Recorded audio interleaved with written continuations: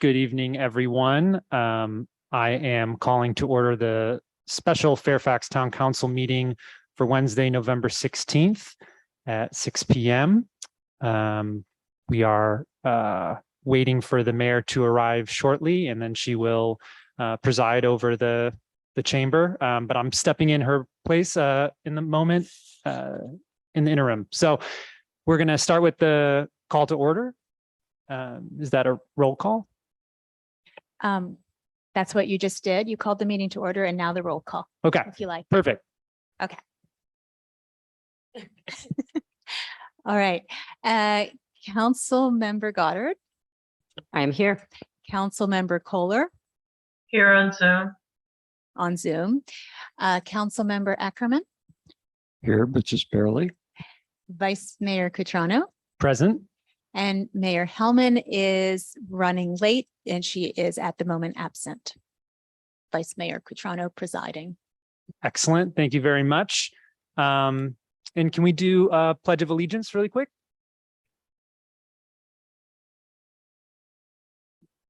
I pledge allegiance to the flag of the United States of America and to the republic for which it stands, one nation, under God, indivisible, with liberty and justice for all.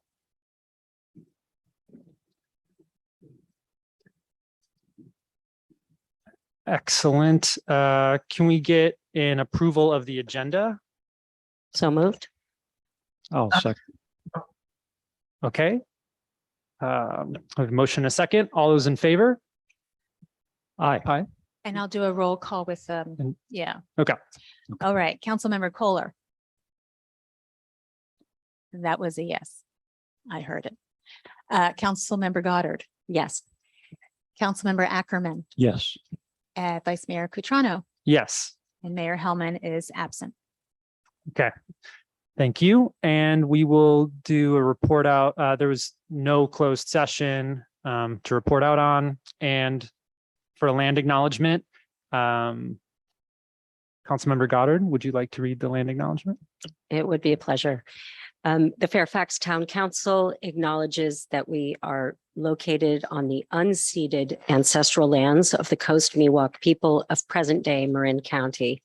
We honor with gratitude the land itself and all of its ancestors, past, present, and emerging.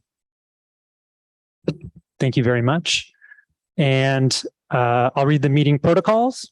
The mayor and the vice mayor shall maintain order at the meetings. The council and the audience are expected to refrain from using profane language and or ridiculing the character or motives of council members, staff, or members of the public, and to maintain the standards of tolerance and civility. The town council will review the agenda at 10 p.m. to ascertain which items, if any, will be continued to another meeting. Any matter not started by 11 p.m. will be continued to an adjourned or regular council meeting unless the council votes to suspend this rule.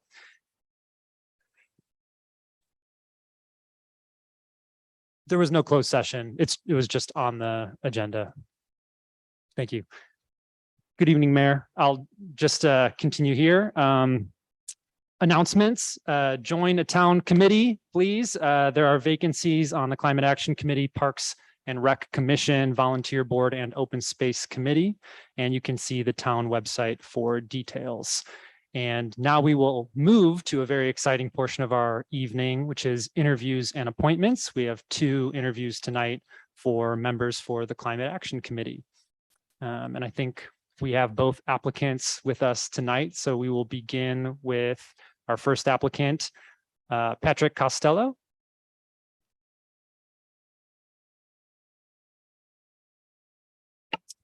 Hello, Council.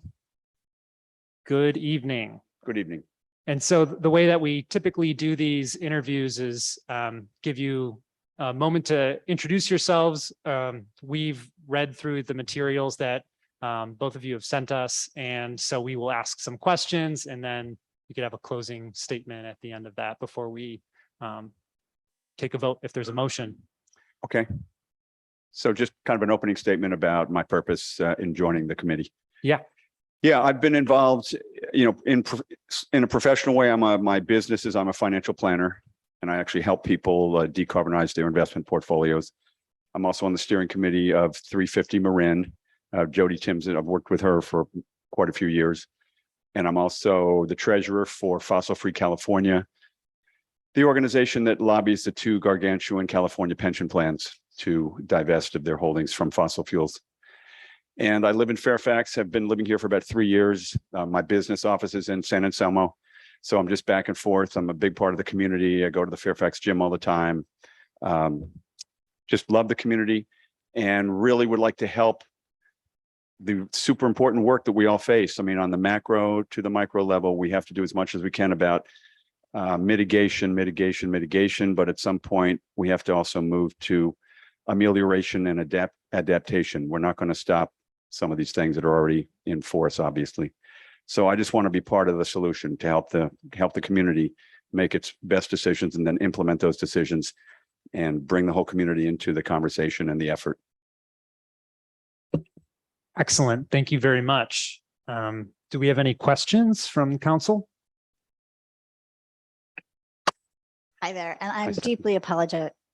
deeply apologetic for being late. I mean, no disrespect at all. I had the wrong time in mind. Didn't take it that way. I was wondering if you've had the opportunity to look at the Fairfax Climate Action Plan, and if there's any areas that you're interested in working on or initiatives in particular. I haven't examined it closely. I've kind of scanned it. I'm super excited about anything to do with electrifying transportation, whether that be, small personal transportation, EVs, EV infrastructure, all of those things I find fascinating and interesting. Battery technology is just going. I mean, I think it's a great time in life for anybody with engineering, mechanical engineering inclinations. There's so many interesting things happening in battery storage. And microgrids, and I do follow the things that you guys are already doing. So I feel lucky to be in this town that's already really kind of setting the tone for the whole county and partly the state and the rest of the universe. So Nice, thank you. you're welcome. Any others? Well, I'm happy to welcome you and thank you for your application. And I will note that you helped with the climate action plan and attending some of our subcommittee meetings. So I feel like you've already been very involved, both through the other organizations and through just your work with the CAC in some ways. So I feel like Great. I already know you, and I really thank you for applying. I guess to come up with a question, just what do we do now? What would you see as the next? You mentioned transportation. That's a big one. Are there any other thoughts you have as to where we go from here to, and particularly in bringing the community along and making sure that we're all working together in the community on this? I mean, that's a challenging question for sure. And thank you for that. I also want to say I enjoyed being part of the Sustainable Fairfax Film Committee too, and in this very room, for a couple of years. That was fun. Well, I think one of the biggest challenges in any community is getting buy-in from the community, people that are living very busy lives, especially when they're raising children, they've got work, they're so busy. I feel like one of the biggest challenges we face in the whole world is providing information that can be used, that average everyday people that are working hard and have barely enough time in their lives to get through their day to actually pay attention, understand, and be willing to make some sacrifices. Because I think that's part of it.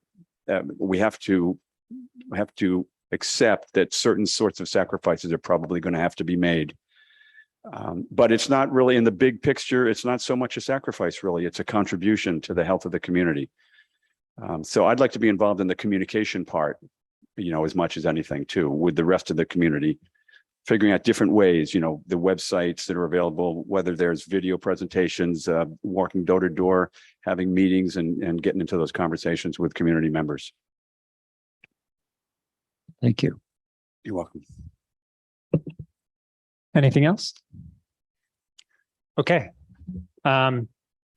Well, Patrick, also, I just wanted to note that I think I've seen you on social media in various discussion groups around electric vehicles and things like that. So I'm really excited to finally make your acquaintance in real life. You're kind of this like online celebrity figure that's always Oh my posting things on my social media. So I'm really excited to meet you, and I'm grateful for you stepping up to help out on this, especially on the communication front, because it seems like in the years ahead, that's going to be the big lift for us in our community.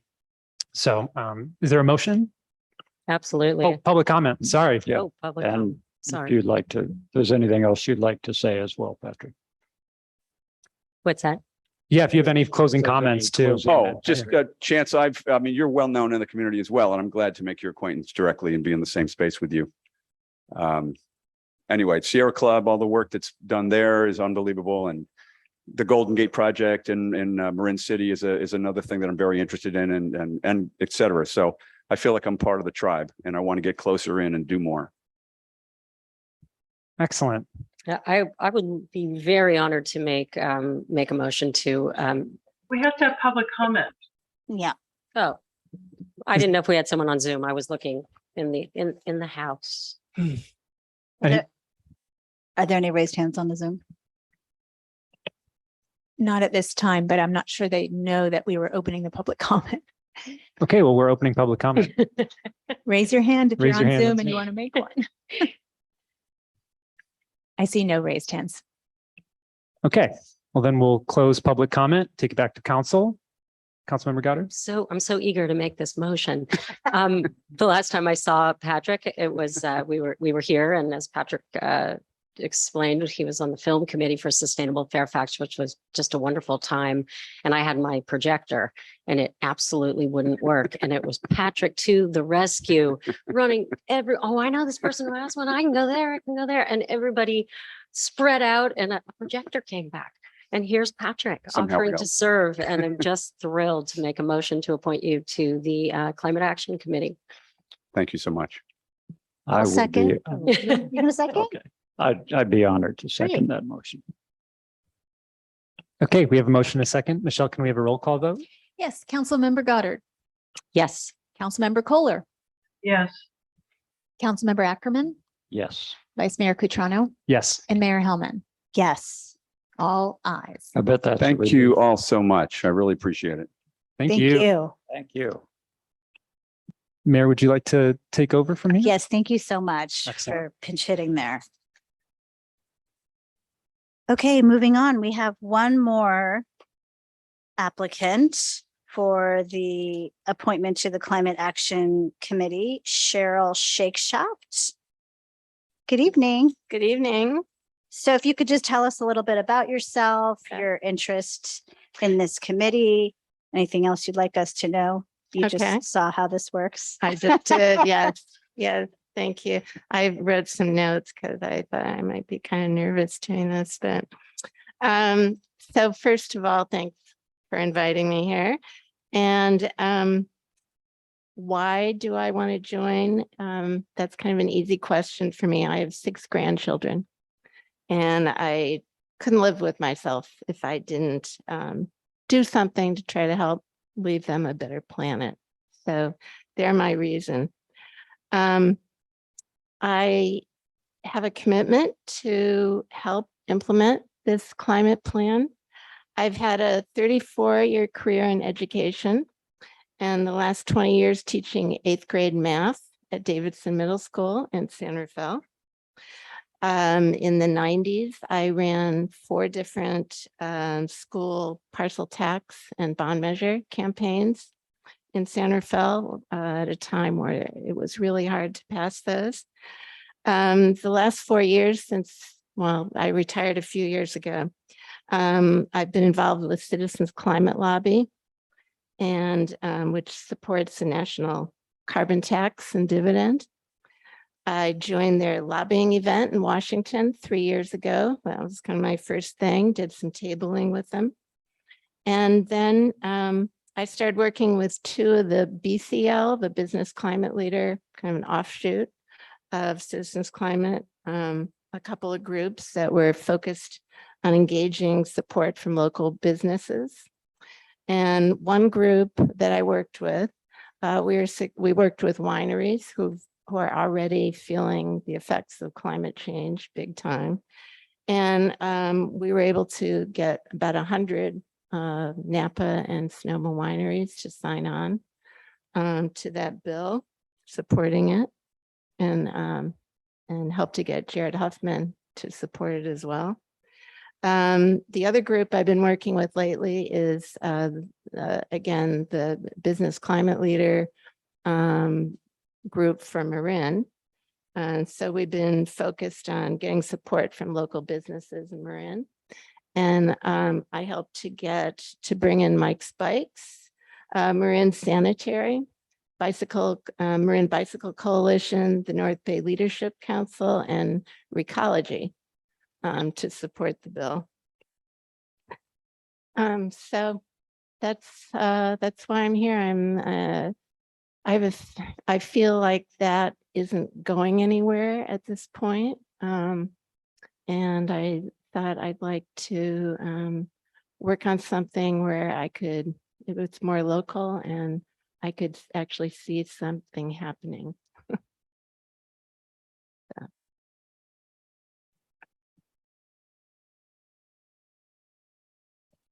It's a similar question to what was asked of Patrick, but I'm curious what it is that most sparks your desire. What do you think you could actually dig your hands into and get to work Well, on? I was thinking about that.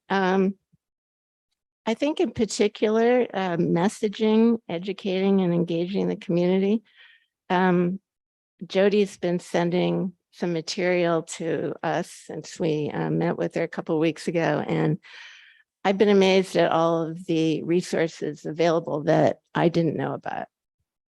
And I just feel like it's important. I don't hear people talking about that. And I think there's a lot more we could do with that. There was a CCL Marin chapter meeting on Saturday, and there is a gentleman from the Marin Interfaith Climate Council, I guess it was, Robert Moorhead. And he was talking about that they had, were trying to be a conduit between congregations and climate action groups. And I thought, well, that'd be a great person to talk to. And so reaching out to groups like that and trying to just get more information out there, I think is important. I had a question. Coming off of the successes that you've had, and there are so many here, it was really incredible to read about all of the work you've been doing in the North Bay on climate to date with all these different stakeholders. What do you think the secret to your success has been, and how will that translate to the work that you'd be doing here in Fairfax? Perseverance. We went back and back and back. Also just, especially with the wineries, once we started getting people involved to use them to give us more suggestions for other wineries to go to, and being able to use their name just to start the dialogue was always really helpful. But really just perseverance and trying to find a way to personalize it, telling my story and that kind of thing. Yeah, thank you very much. Thank you. I don't have any questions. Okay. Ready to entertain a you. motion? I'll make that. Oh, public comment. Is comment. anyone on the Zoom or in the Yes. room?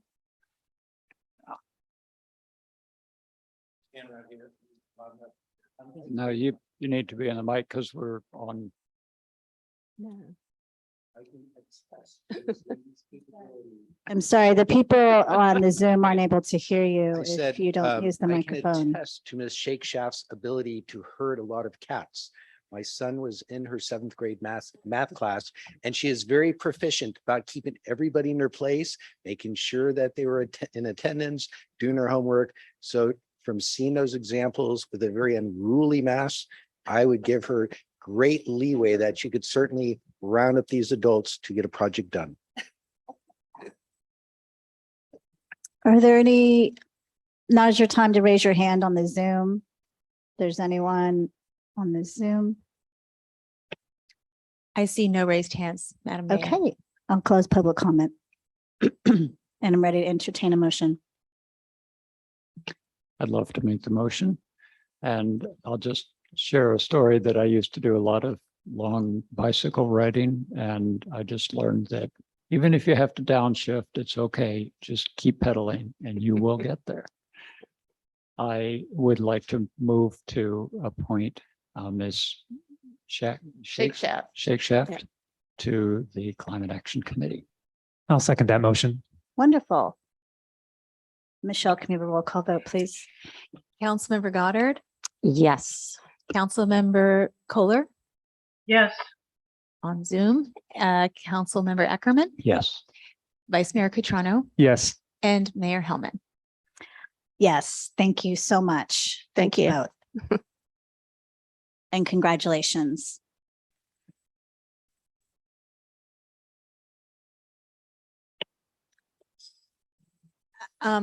Let the record reflect that Mayor Hellman arrived at 6:09 PM. Thank you. And I do want to go back to the announcements section. I have a couple of announcements. Legal Aid of Marin will be hosting a Fairfax community clinic on new tenant protections. This is concerning the two new ordinances we passed at the last meeting. The date for this is November 29th from 6 to 8 p.m. in the Fairfax Library.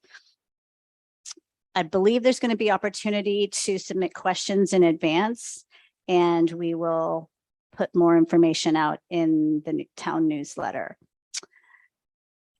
The Fairfax Photo Club is having a series of, well, I guess it's a photo show. It's a photo show.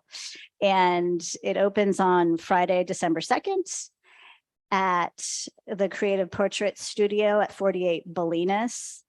And this is sponsored or supported by our Park and Rec. So we are delighted about that event coming up.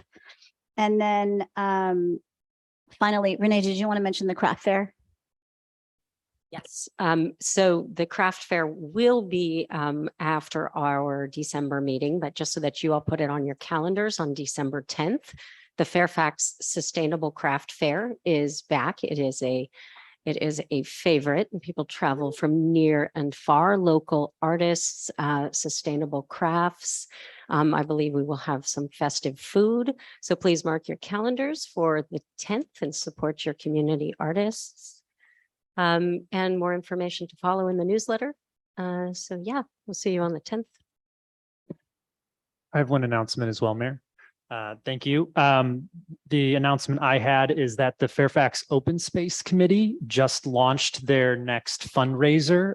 Normally, the last couple of years, it's been a calendar. This year, the Open Space Committee has decided to do like a note card fundraiser. Yeah, greeting cards for open space in Marin. There are a couple different sets of cards from local photographers, and those are going to be found on the Fairfax Open Space Committee website, on the town website, as well as the San Anselmo Open Space Committee website, as well as in person. You can pick them up at Solstice Mercantile at 50 Bolinas Ave, and they'll be carrying them. And I think those photographers will also be at the craft fair selling actual photos and shirts and other stuff, gifts for Christmas and holidays. I have an addendum. The wreath making that people look forward to every year is going to be combined with the craft fair on the 10th. So everybody come, kids and adults alike, and make some wreaths. Everything will be provided for you. So two events in one, and a really wonderful day, December 10th.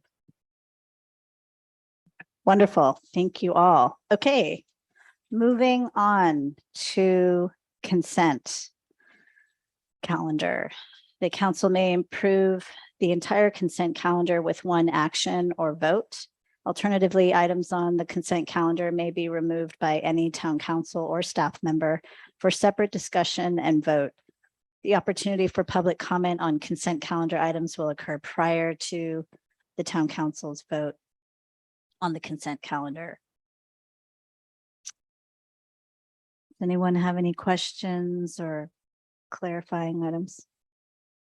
And did you want to talk about the proclamation? I would just refer people to the proclamation. We mentioned it at the regular town council meeting at the start of the month, but it is included here. Thank you, Michelle.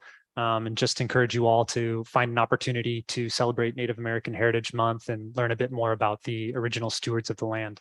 Thank you. Seeing there's no questions, we can open public comment on consent, please.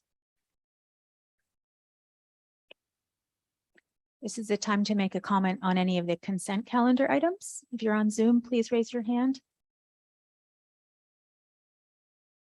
I see no raised hands, Madam Mayor. Okay, then we'll close the public comment and take it back for, I can make a motion Great. to adopt the consent calendar as it's listed. I'll Wonderful. second that. can we get a roll call vote, please? Or all, can I say all in favor? No. We'll do roll call, I think. Did you have a comment? I thought you seconded it, Barbara. You did. I seconded. Call vote, please. I seconded. I'm sorry, my voice is kind of crummy. Councilmember Goddard, Yes. Councilmember Kohler, Yes. Councilmember Ackerman, Yes. Vice Mayor Cutrano, Yes. and Mayor Hellman. Yes. That's ayes all. Thank you. Moving on to the regular agenda, item number 7. Receive housing element status update report. We have interim planning director David Woltering here with us this evening. And I don't know if there's anyone else. Is Diet and Batia? Yes, Madam Mayor and town council members. Tonight, Andrew Hill, the project manager from Diet and Batia, will be presenting a briefing, and he has a PowerPoint. And if our town clerk could bring him up, and I'll do a brief introduction first, and then Andrew will continue with his presentation. At your October 13th meeting, the town council accepted a proposal from Diet and Batia urban and regional planners to complete the town's housing element project, which has been underway since April of 2021. And you authorized the town manager to go forward and execute the agreement with Diet and Batia. Since then, the town manager has executed that agreement, and our town staff has forwarded the information prepared to date regarding the housing element project to Diet and Batia, and they've had a chance to review that information. And Mr. Hill will talk a little bit about the information received tonight. In terms of his presentation, the idea tonight is an introduction. A transfer and introduction. Mr. Hill will talk a little bit about the information received, the approach Diet and Batia will have to completing the project, and also provide a general timeline. Mr. Hill, Andrew Hill, has considerable experience in terms of housing element updates, general plans, specific plans, and he is backed, supported by the Diet and Batia team, which is a multidisciplinary team and very deep in talent. So with that, I'd like to welcome Andrew and ask him to provide his briefing to council and community. Thank you. Thank you, David. Thank you and welcome, Andrew. Thank you very much. Good evening, council members. I'm just going to share my screen with a presentation. Can you all see that?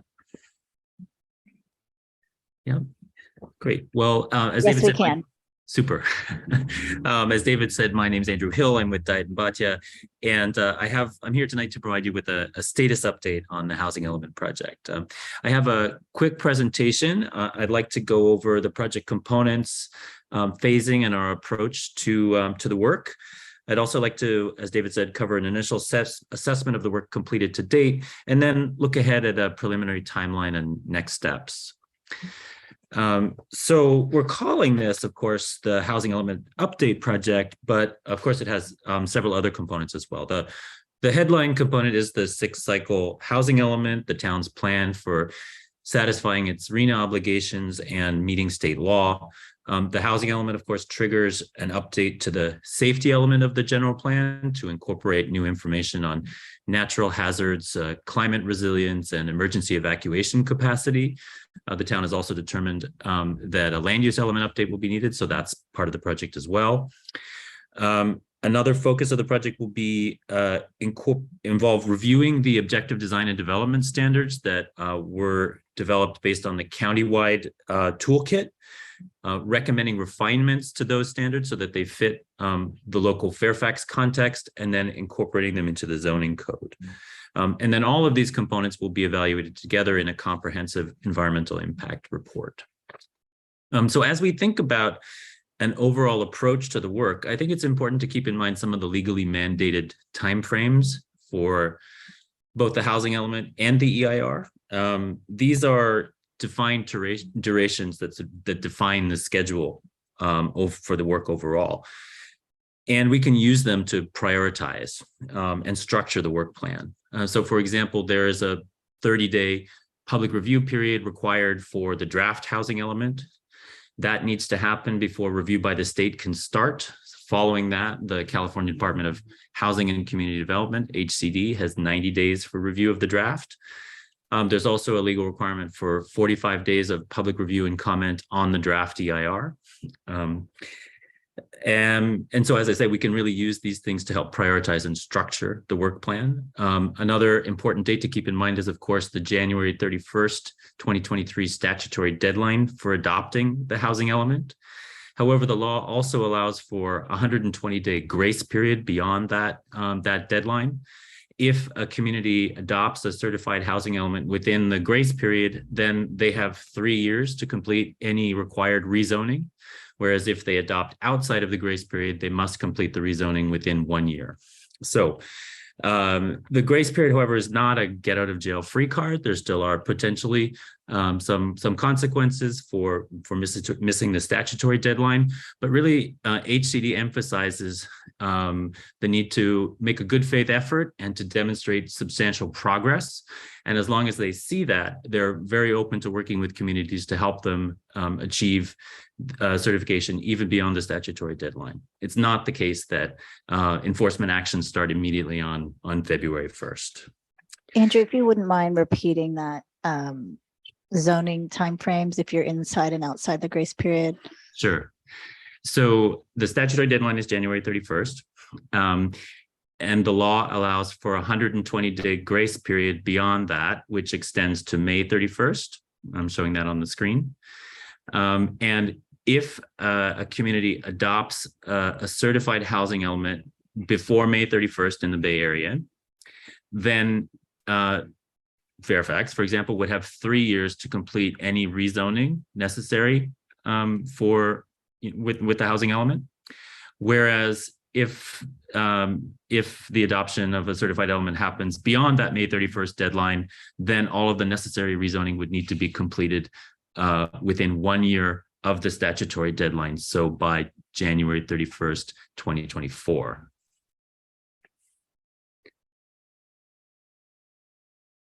Thank you. Sure. So, in view of all these required timeframes, I think our approach will really be to prioritize work on the public review draft housing element so that we can send that up to Sacramento for review as soon as feasible. Then we can use the 90 days of HCD review to focus on the other components of the project, the safety and land use elements, the design standards, and the EIR. And the goal would be to complete all of those other components within the 90-day review period so that we can bring all of the components back to the council together, and you can consider them holistically in one as you consider your decision on the project. And in order to do that, what we're proposing to do is to break the draft housing element up into discrete components and deliver them incrementally to staff for review. We think that'll really streamline and optimize the timeline. We'll also schedule focused working sessions with the Housing Element Subcommittee of the Council to review and vet draft content of the housing element as we go. And then we'll open up a communication channel with HCD. First off, we'll give them a status update on where we are with the project, but we'll also take opportunities to get informal feedback on some of the content of the plan. And overall, we think this is really going to streamline the pathway to certification and project completion. So there are a lot of statutory requirements for the housing element, but I think when you get right down to it, there's just a few key components. And when I say break up the housing element into components, these are the items that I'm talking about. The first of them is the inventory of sites that are available for housing. This is typically shown on a map, and it's accompanied by a table that shows the realistic capacity for each site on the inventory based on past performance in Fairfax and consideration of factors like environmental constraints or market factors. Then there's a series of background evaluations that need to be completed. For example, there's an assessment of local housing needs. We need to also provide an analysis of any constraints to housing that could be regulatory constraints or market constraints or environmental constraints. And then we also need to consider fair housing issues. And that means factors that can impede access to housing for disadvantaged groups, like, for example, the disabled or senior citizens or linguistic or ethnic minorities. And then we need to include a housing action plan of implementing programs that addresses the identified needs, constraints, and fair housing issues. And so to date, the town and your prior consultant have completed drafts of all of these components, and they provide a good starting point for us. What I'd like to do now is sort of walk through each of the components and give you an initial assessment of where it is. So starting with the needs assessment, this was prepared as an appendix, and it provides a very thorough review of census data touching on all the needs groups required. So the disabled, seniors, female-headed households, it's all there. This component, I would say, is substantially complete, and we'll use it to inform the development of implementing programs in the Housing Action Plan to make sure that they target the highest needs groups in Fairfax. The constraints analysis includes a review of governmental, environmental, and market constraints to housing, and it provides a solid base on which to build. But there are some further refinements that are needed. For example, we'll need to include an analysis of any infrastructure constraints, and we'll also need to do some additional analysis around the zoning and processing times to identify whether there's any undue barriers to housing that need to be addressed. And then finally, something that we'll prepare as part of this appendix will be a summary of the key findings. And that'll really help us because we'll know exactly what programs to write to address any of the constraints identified. The third component is a fair housing assessment. This report is also comprehensive in that it really looks at all of the issues, all of the topics required at the county level. So everything from enforcement capacity, patterns of integration and segregation, access to opportunity, it's there. However, here again, it's not quite complete and some further refinements are needed. For example, we need to look at whether the degree to which these countywide issues are also prevalent in Fairfax. And then, another requirement according to the guidance from HCD is that we need to include a prioritization of any issues that are identified, and that each of those issues needs to be shown in a matrix, and we need to identify meaningful actions that will address them and metrics that can be used to measure progress against addressing those issues. And then the final component is the sites inventory. This is really the critical path item for the project, since so much of the work flows from it. there's the technical modeling for the EIR, for example, really can't start until the inventory is set. The programs in the action plan, can't be finalized until it's set, and the fair housing analysis also needs to consider the site's inventory and the degree to which it might improve or exacerbate any existing fair housing issues. So the current inventory identifies adequate capacity for housing at all of the income categories. So that's good. There's some additional work needed here to substantiate those capacity projections based on recent development projects, either in Fairfax or in the surrounding area. We'll need to confirm that the eligibility criteria for sites, and particularly for the lower income RHNA sites, are met. And those have to do with size, freedom from environmental constraints, and whether or not they were included on past inventories. Just need to make sure that all those little items are buttoned up, because they're things that the state will be looking at in their review. And we also need to do some work to demonstrate the viability of redevelopment of any non-vacant sites, to demonstrate that as well. So this is really our number one priority, and where we'll be concentrating first, because it's really a critical path item for the overall project. So where do we go from here? Well, we have a preliminary draft schedule ready, but we need to review it with town staff to really make sure that it works all around. That is our first step, and we're planning to meet with town staff next week, and we hope to have it ready by Thanksgiving. Then we'll be, based on our preliminary draft schedule, we'll be looking to set up an initial meeting with the subcommittee in early December. And we'll also, in the same time frame, be looking to set up a consultation call with HCD, as I say, to give them a status update, to open up that communication channel. And then we'll start incremental submittal of the housing element components by the end of this month and through till mid-January is what we're looking at. And then we'll be looking at release of the public review draft in early February.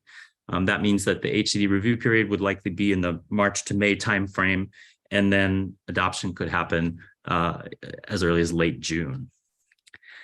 So that is a quick status update, and I'm happy to take any questions you might have.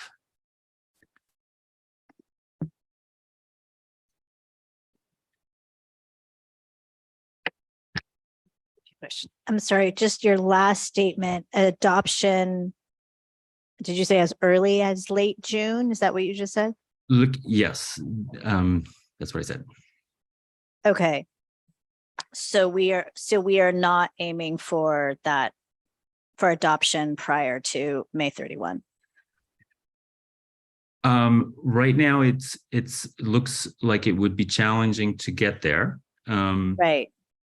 As I say, we've got a preliminary draft schedule that we're going to look at more closely with staff. Okay. And as far as how the grace period works, could you just explain, does it automatically go into effect? When you and I met, we all, I think, had individual intros with you. We talked about engaging with HCD and sharing with them the substantial progress we have to date, so they know we have a demonstrated commitment, but that it is unlikely we're going to make the January timeframe, et cetera. But could you just share a little bit about what you recommend as far as engagement with HCD? Yeah, I think that it'll be really helpful, as I say, to open up that communication channel, and HCD is open to that, to having informal consultations. So as we can, first of all, give them a status update on where we are, but also use those Zoom calls essentially as an opportunity to ask them any questions. If we're coming up on an issue, we're not sure how to interpret their guidance, for example, or we want a soft a quick bit of input on an approach that we're thinking, they're happy to offer that. And I think David is already working to set up a meeting with them. We have the contact both for the guy who will be Fairfax's reviewer, and also Paul McDougall, who sort of oversees the review of all the elements. Okay, thank you. And then, so back to the zoning questions. And then if it's assuming, I know this is all what we're aiming for, but so adoption late June. So that would leave us 6 months for the zoning. Is that right? That is Because true. it has to be January 2024, right? Yes, that is correct. However, what I was getting at in the presentation is that once we submit the draft housing element to HCD, we start that. They have 90 days to review, and we can try and use that 90-day period to work on the other components, including the zoning. And we here at Diet and Bhatia have different teams that work on different disciplines. So it's not the case that all of the same people will be working on all of the components at the same time. We can really proceed in parallel. So Got we have it. an environmental team, a zoning team. So Okay, yeah, that's helpful to know that you can work things in parallel. Did you have a question, Renee, on that? Oh, go ahead. I have a question. Thank you, Andrew, and thanks, Mayor. I have a couple of questions. When you say if completed within the grace period, you have 3 years to rezone, and then if not, when you say completed, you mean certified by HCD, correct? correct, certified and adopted. Okay. And I also have a question. I thought we also needed to do something with the conservation element. Am I mistaken there? I'm not aware of a statutory requirement to, that's triggered by the housing element update. So Okay. yeah. Well, I guess that was, and I guess even though you're talking about trying to give us realistic schedules, and I understand you guys came on board more recently, I'm hopeful that where we can try to make up lost time and potentially get things in sooner than late June. Because as the mayor points out, it doesn't give us much time to rezone. And I know you said you could start working on it when it's in, but I'm sure that's part of your plan. Where we can tighten up, we will. Absolutely. Yeah. And I think, as I say, this is just a preliminary assessment. I certainly don't want to overpromise. So we can look at it and really dial it in with staff, see what we can do. And I know that you guys were trying to schedule something with the subcommittee, but I don't believe we ever heard back. So it'd be good to get that on the calendar if we can. Thank you.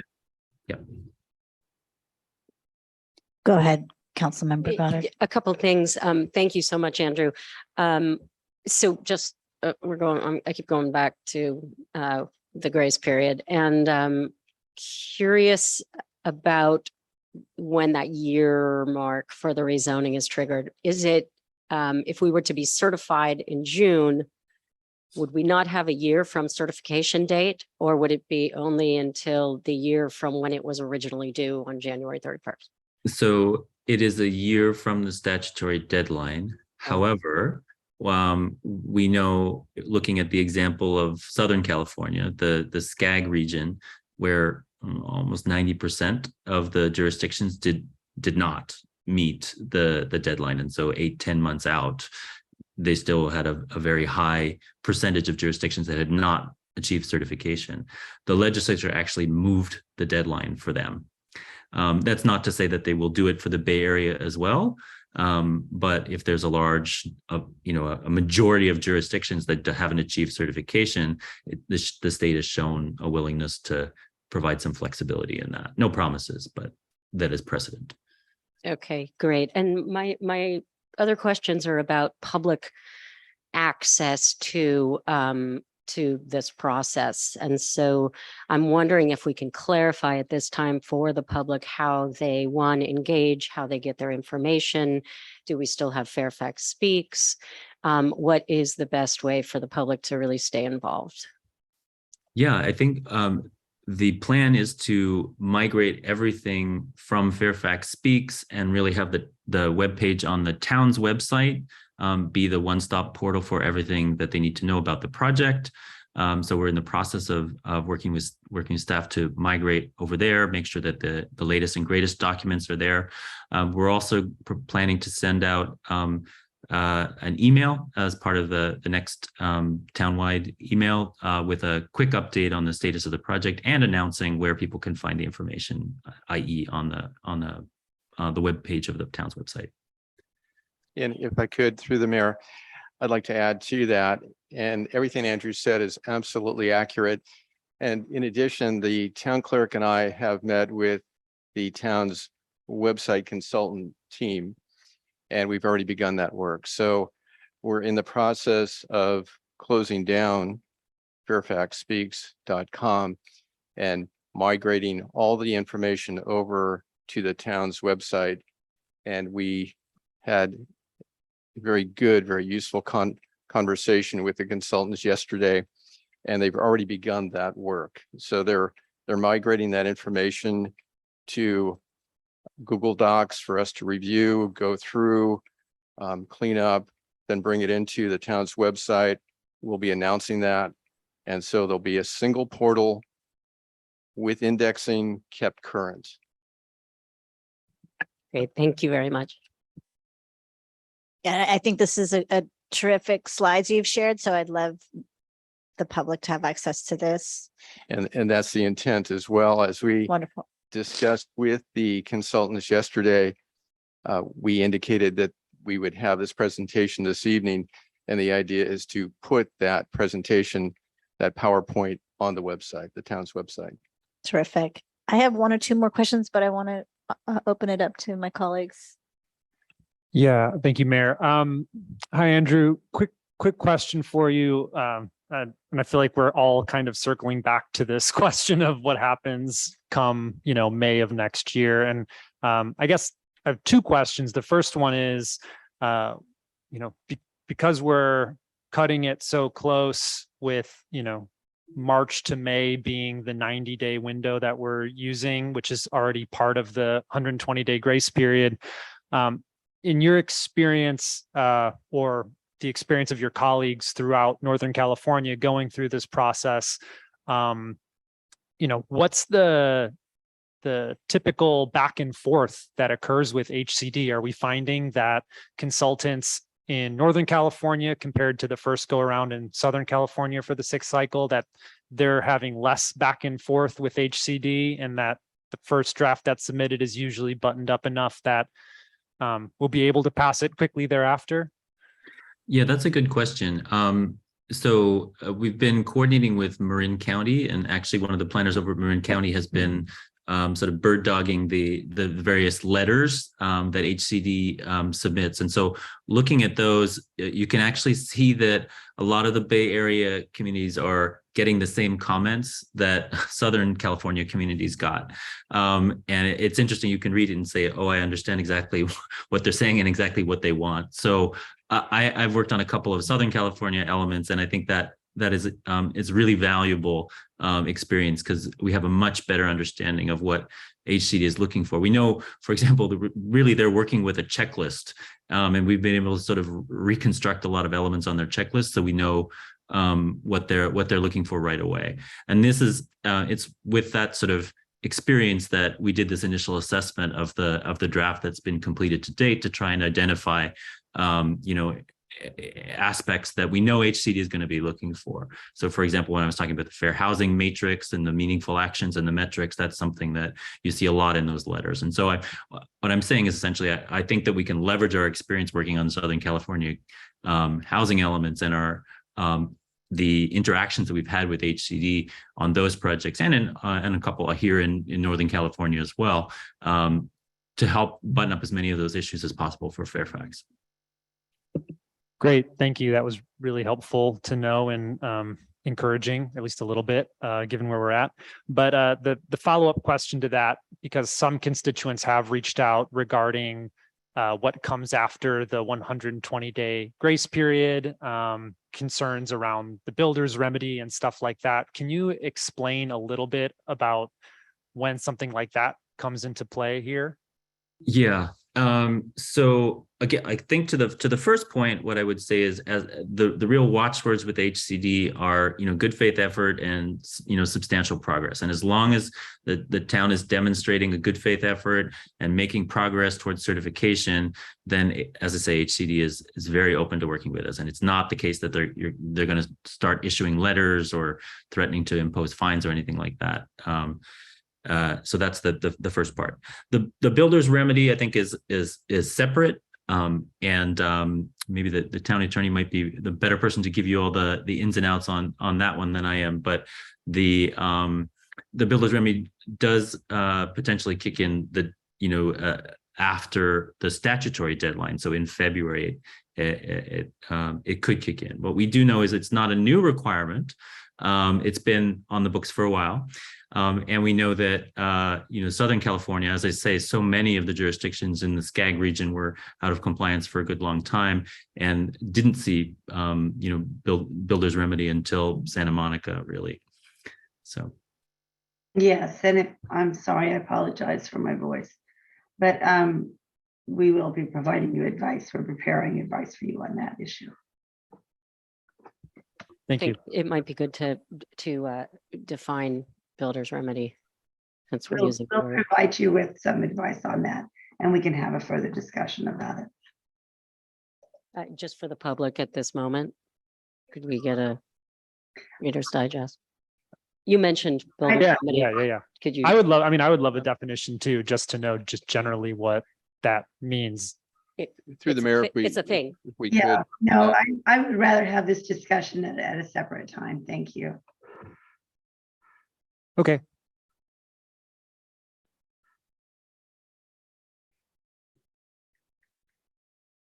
No, thank you for your presentation. That I think the questions that have been asked cover. I have a couple more. So it sounds like as far as the components that you described, the fair housing component and the sites inventory component are the two that need the most focus and attention. Is that right? Yes, I would agree with that. The constraints also need some work, but yeah, I would say it's maybe further along than the other two. Okay, and then on the fair housing one, I do have the checklist, and I'm just curious, do you have the data that you need? Because it says there's a lot of analysis that is required, and I'm just wondering, what is the approach there? Because I know I've looked at a ton of data, but just wanted to understand that better.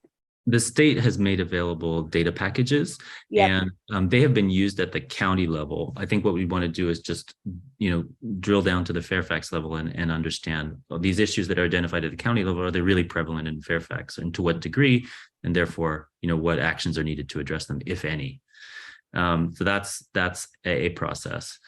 And then also after having, reviewed all the data and identified which fair housing issues are really at play in Fairfax, then of those issues, according to the HCD guidance, we need to prioritize them.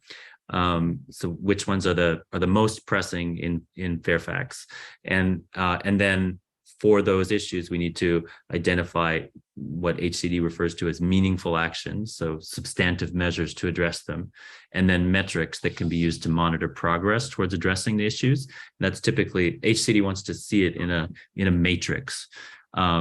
So with the fair housing, there's a lot of work that's been done. It's just dialing it in a little bit, and then doing that, like boiling it down to the key issues, and then preparing that matrix of meaningful actions and metrics to address them. Perfect. Thank you so much. Let's open the public comment.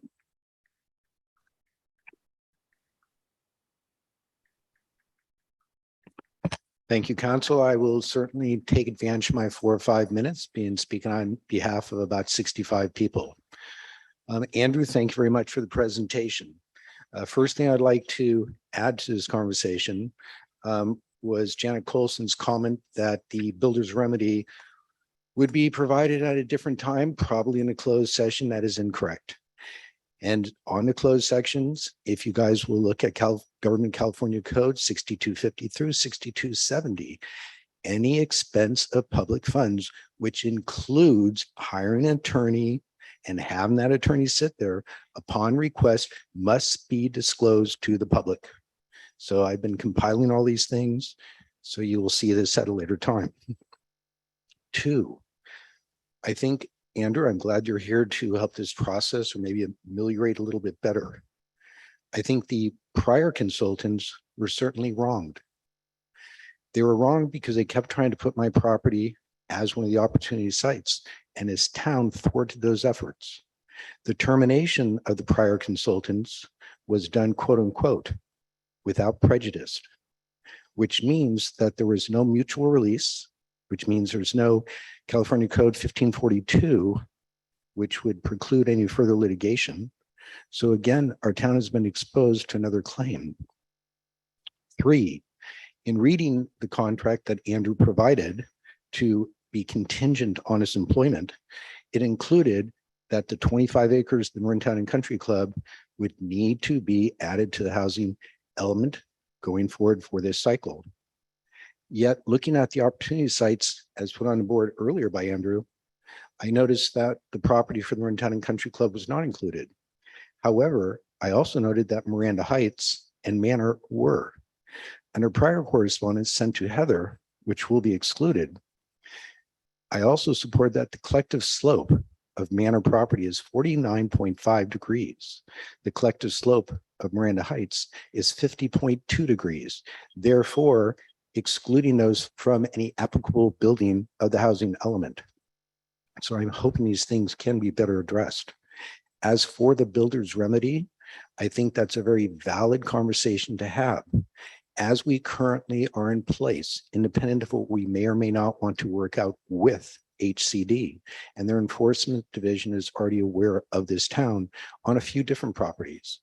As of May 31st, if this town cannot put something in place with the builder's remedy, people can go forth and say, I want to build something with a ministerial review, which is not good for our town. And it precludes the community's input for saying, hey, let's design something that better fits our town.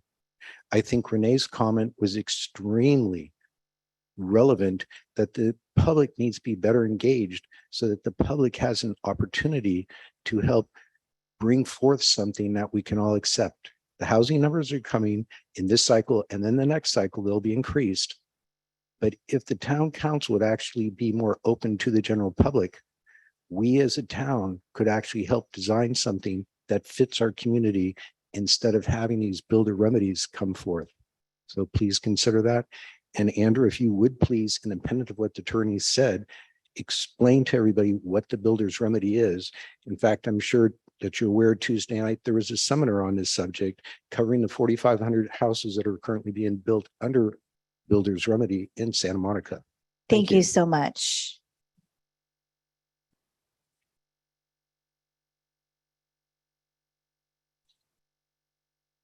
Good evening, Mayor and council members. Frank Ager, representing Save Fairfax. Fairfax started its California Environmental Quality Act process last month. And Fairfax called for comments. That was a scoping session on the draft at that time. And the time has expired for comments on the draft.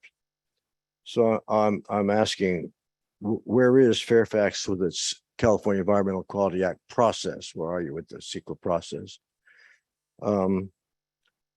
Question number 2, has Fairfax finalized all payments to EMC, the planning consulting firm that was let go?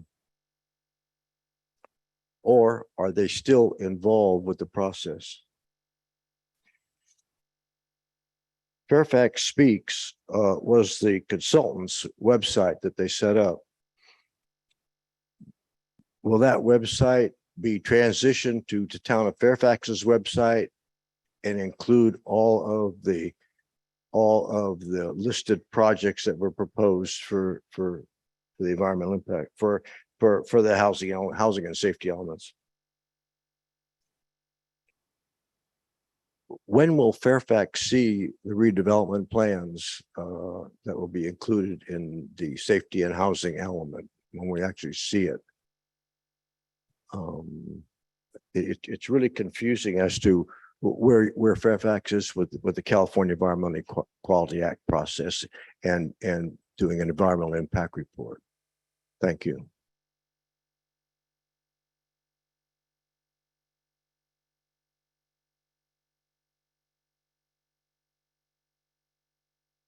Thank you. It's now time to raise your hand if you're on the Zoom and want to offer public comment. Sure. I just, so that folks know that the PowerPoint presentation that Andrew delivered will be available to the public, and it could be that some of the questions will be answered that Mr. Ager was posing. So please take a look at that. I see no hands raised on Zoom. Okay, we'll close the public comment then. Thank you. Can I ask one more clarifying question, which is actually a point that was raised by a member of the public? So we have a sense of the timeline for the draft housing element and the 30-day period, but we did have that scoping meeting and the notice of preparation and all that stuff. And so I think there might be some confusion. Is there going to be a second round of comments that are solicited at some point in time, or is that period closed and now it'll all be worked on internally and then a draft will be presented in early next year? I can answer that. I mean, the formal legal requirement for a 30-day scoping period has been satisfied. And work on the EIR is in process, but that is not the end of the story, right? When the draft is available for public review, there's more opportunity for review and comment, and then all of those comments that pertain to environmental analysis will be addressed and responded to in a final EIR that'll again be circulated as part of the packets for the EIR certification process, and ahead of the town council. And there'll be other further opportunities for people to review those comments and speak before the council before any action is taken. So it's still very early days, lots of opportunities for people to provide input. And that's only for the EIR. There will be other opportunities for people to provide comment on the draft housing element, during that 30-day period. We could, if the council thinks it would be a good idea, we could provide as part of the public outreach during the 30-day review period on the draft housing element additional opportunities for people to comment on environmental issues. It wouldn't be formal, and I suppose I would defer to the town attorney as to whether that's appropriate, but that would be another opportunity for people to comment on potential environmental issues as they review the draft housing element. And through the mayor, if I could further comment on that, the scoping comments have been received, gathered, and provided to this team, the Diet and Bhatia team, and staff will be reviewing those with the Diet and Bhatia team. So those comments have been collected and will be reviewed with that team going forward in terms of the environmental review.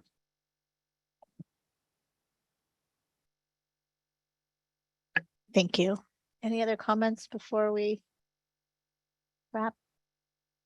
This was excellent. Thank you, Andrew, very, very much. Thank you.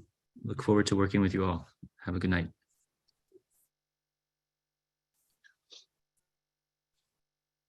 And this presentation will be added to the town website as part of the packet, or?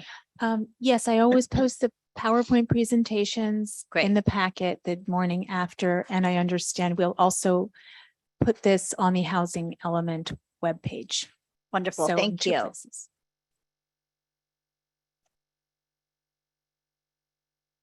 Moving on to item number 8. Introduce ordinance amending the town's zoning code to prohibit new gas filling service stations and prohibit expansion of fossil fuel infrastructure for existing gas filling service stations. CEQA categorically exempt 15307, 15308, 15061 B3, and 15300.2. I believe Janet, our town attorney, will be presenting this, or are you? Madam David? Mayor, I think I'll provide the Terrific. presentation Thank you. and the town attorney can add to my comments. But Madam Mayor and council members, the draft ordinance before you was considered by the Planning Commission at its October 27th meeting. The commission made relatively minor changes to the draft, indicating some concern, though, about the 180-day versus the typical 12-month inactive period for determining the right to a non-conforming use to be given up. So as you read the staff report, you'll notice that as the two existing service stations would become non-conforming uses, if those uses would be discontinued for a continuous period of 180 days, the right to those uses would be given up. However, the Planning Commission asked, and I'll talk about this a little bit later in this presentation, that there be clarification that there could be extensions. And I'll provide more information on that in a few minutes. So with the minor changes, basically edits, and then more clarification in terms of the ability to extend the 180-day period, the Planning Commission recommended that the town council go forward and adopt the ordinance that's before you tonight. I'd like to point out that this is not a ban on existing service stations, gasoline service stations. What it is, it's a prohibition on new gasoline service stations in the community. And the idea is that there would not be the allowance for new service stations, gasoline service stations, or the expansion of the existing service stations. This ordinance was actually initiated by the action of the town council. The town council had asked the Planning Commission to look at our ordinances, look at our zoning code. And with respect to looking at the town's Climate Action Plan 2030 and the objective for fossil fuel phase out, where are we in terms of service stations, gasoline service stations, and what should we do? Under the current zoning ordinance in the highway commercial zone, gasoline service stations can be allowed with a conditional use permit. And there was concern, I think, on the part of the town council about could there be additional service stations in the future? And so the idea here is with this ordinance is that no, with the adoption of this ordinance, those existing service stations can continue to operate and provide service to the residents and others who use them. But there would not be the allowance for new service stations or the expansion of fossil fuel aspects of those existing service stations. So by way of some background and kind of how we got here, back in 2018, then Governor Edmund Brown issued an executive order. And in that order, he indicated that in terms of the transportation sector here in the state of California, 50% of California's greenhouse gas emissions are coming from the transportation sector.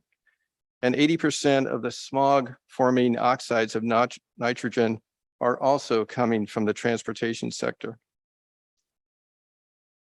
The then governor also indicated in another executive order that he was directing the state agencies to work with local agencies like the town of Fairfax and the private sector to bring forward at least 5 million zero emission vehicles on California roads by 2030. And that there should be the construction of about 250,000 zero emission vehicle charging stations to serve those vehicles. And more recently, our current governor, Gavin Newsom, issued an executive order indicating that by 2035, all new passenger cars and trucks sold in California must be zero emission. So with this context, with this background, and the town's climate action plan and wanting to further those goals, you, the town council, directed the commission, the planning commission, to look at this matter, and the ordinance is before you this evening. What this ordinance does, to be clear, it prohibits the development of new gasoline service stations in all zoning districts. It establishes the 2 existing gasoline service stations as non-conforming uses in our community. And it provides definitions for a filling service station to clarify that such stations involve fossil fuels and add a definition for zero emission vehicles. I'd like to point out a couple of edits, a few edits, and also I want to make sure, as I noticed in the ordinance that's before you, that certain language that the commission was really wanting to make sure was in the ordinance, unfortunately wasn't there, and I apologize for that, but a few points. In terms of the attachment B, the ordinance itself, if you could look at that, please.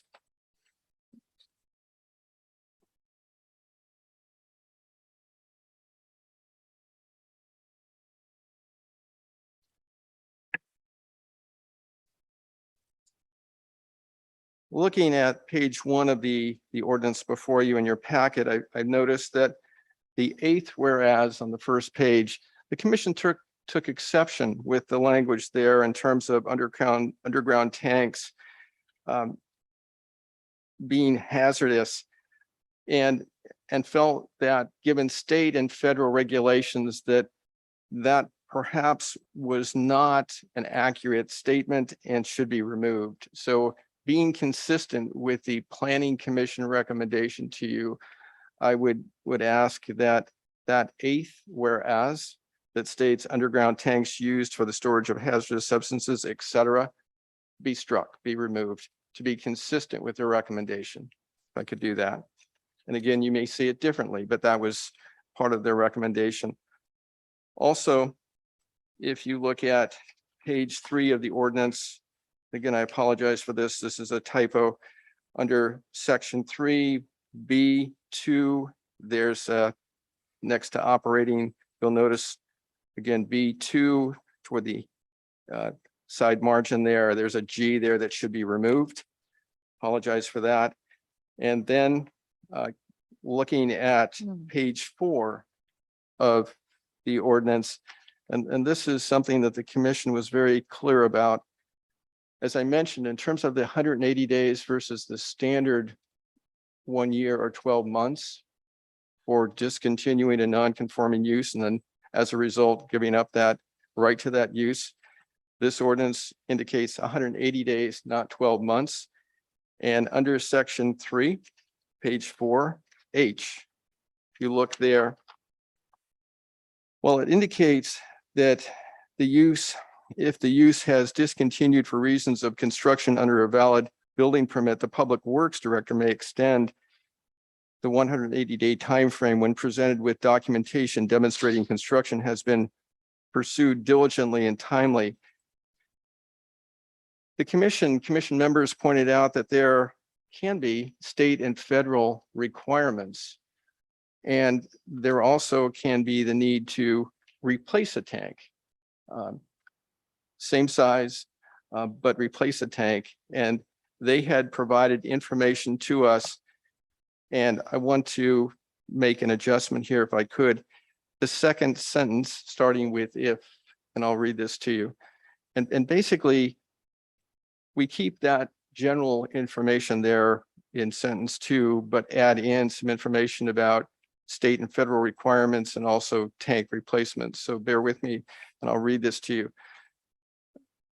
The replacement for the second sentence would read like this.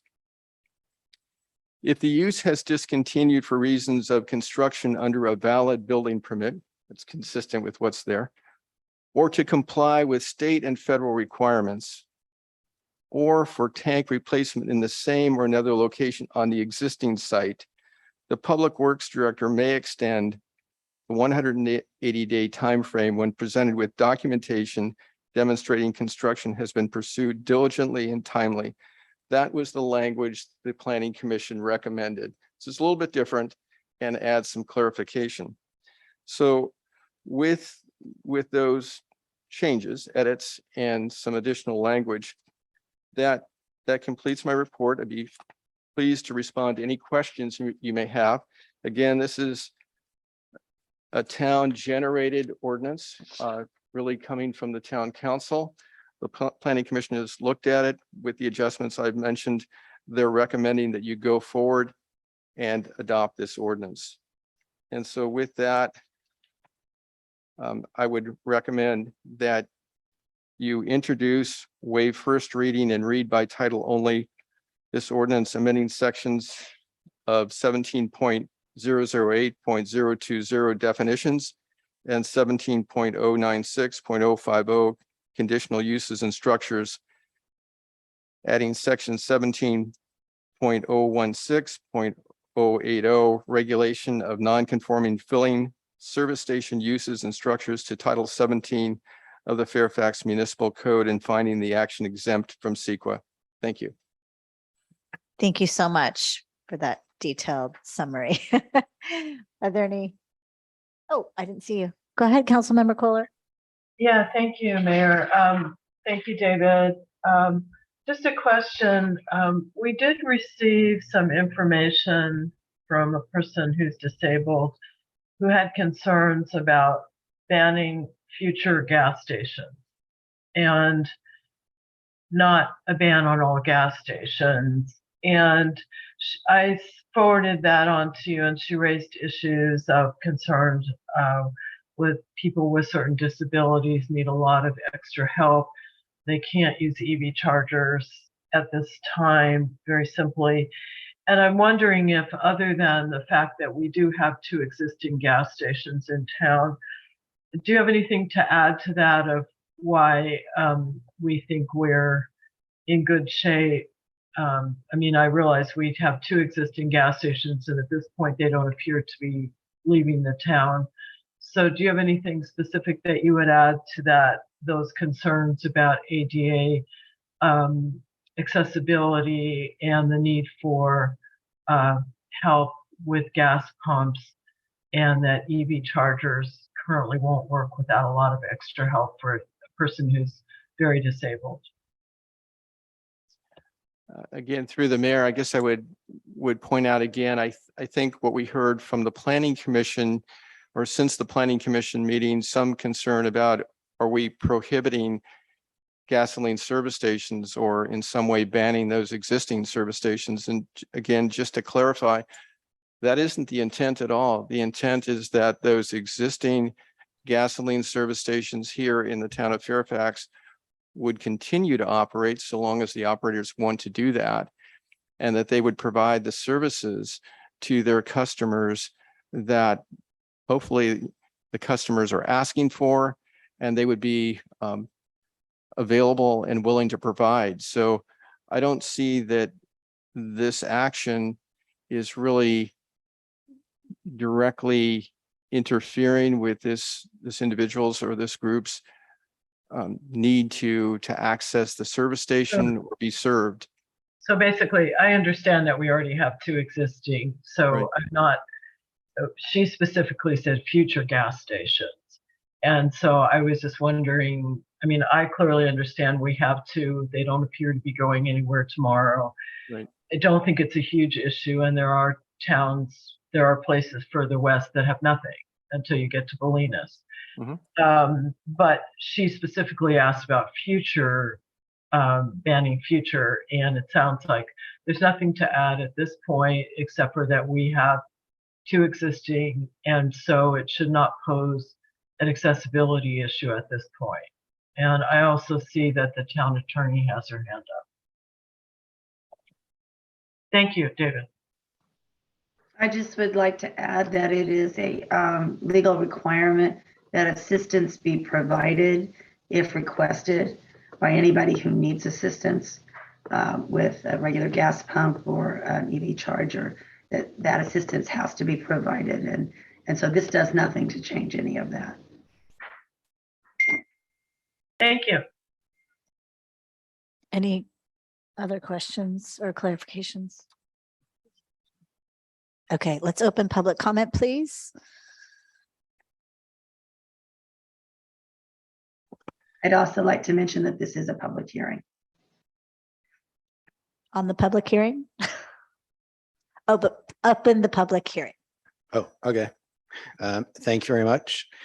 My first comment in listening to this, and I was paying attention to the planning meeting also, the fact that you're actually giving a subjective point of view and commentary to the plan director, and this is not like a derogatory mark, but the fact that you're saying subject to his approval between the 6 months and 12 months.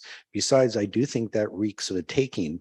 What that really does, it makes a non-conforming use, which will preclude insurance opportunities and different things that will harm the business.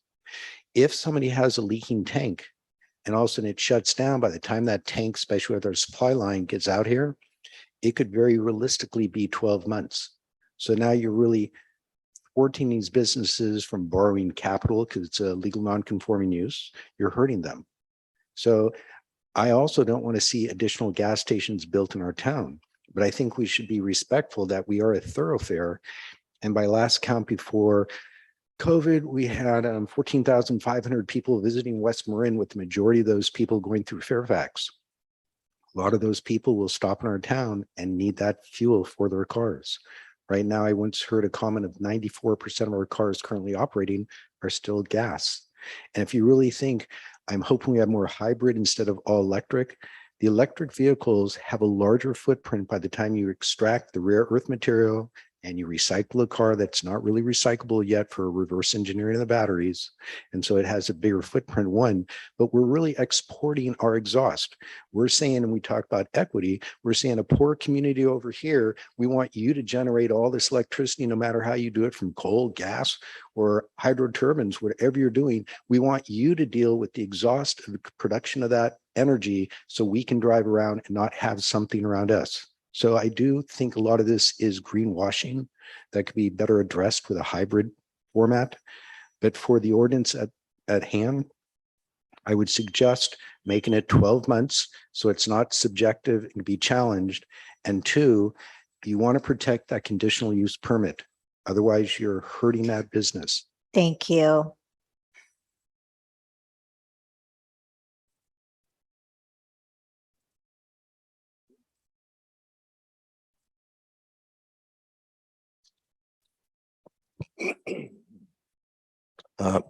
Frank Ager, Midway, here in Fairfax. No, I support the ban on new gas stations. In fact, we had a battle over Chevron some time back here, and Fairfax prohibited Chevron from opening a new gas station downtown. This ordinance goes way beyond a ban on new gas stations.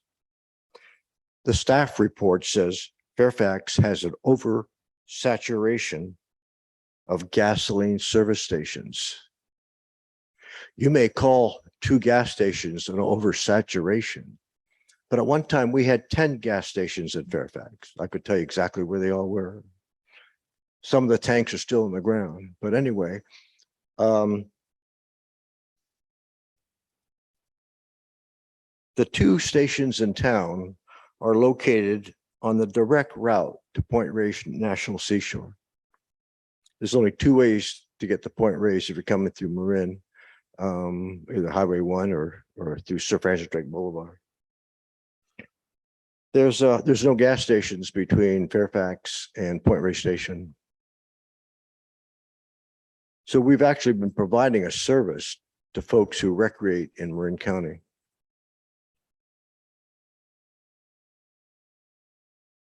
In reading a staff report, it's lengthy, and knowing the planning process quite well, it's clear that Fairfax wants to get rid of the last 2 gas stations in town. It makes Fairfax's 2 gas stations non-conforming, technically not allowed. Fairfax's 2 gas stations are not corporate owned. One is owned by a local family. It's a mom pop gas station with an auto repair shop. They do lube jobs, brake jobs, fix your tires. The staff report does not advise the town council as to the loss of revenue if those 2 gas stations are closed. Fairfax receives gas tax revenue from those 2 stations, and the town council will be aware about how much that is. I checked the parkade yesterday. There were 60 gas powered vehicles and 5 electric vehicles. It's going to be a long time before all the gas vehicles are gone from Fairfax. You know, this is Fairfax is a town with not a lot of wealthy people. There's not going to be a lot of Teslas running around here. Thank you, So Frank. Your time is up. Thank you very much. I just urge you to protect your 2 little businesses in town rather than forcing them out. Thank you very much. If you're on the Zoom and you're interested in offering public comment, please raise your hand now. There are 2 raised hands. The first speaker is Jody Timms, followed by Jenny Blaker. And Jody, you're unmuted now. Good evening, Mayor and council members. I wanted to just speak briefly first as a community member, separate from my role as chair of the Fairfax Climate Action Committee, to say that my involvement in local politics was really kicked off by the No Chevron in Fairfax committee that I was a part of in 2013, so nearly 10 years ago. At that time, we also were asking that there not be an expansion of existing gas stations. That is all we're asking for. That is what this ordinance or this, I guess, ordinance would be about. So I was in conversation with someone recently who asked me, they said, didn't we pass that 10 years ago? So many of us have been waiting quite a long time to encourage people to move away from combustion engines and vehicles. We're not forcing people to do that, but the planet and the situation of climate change is requiring that we move and change direction away from fossil fuels.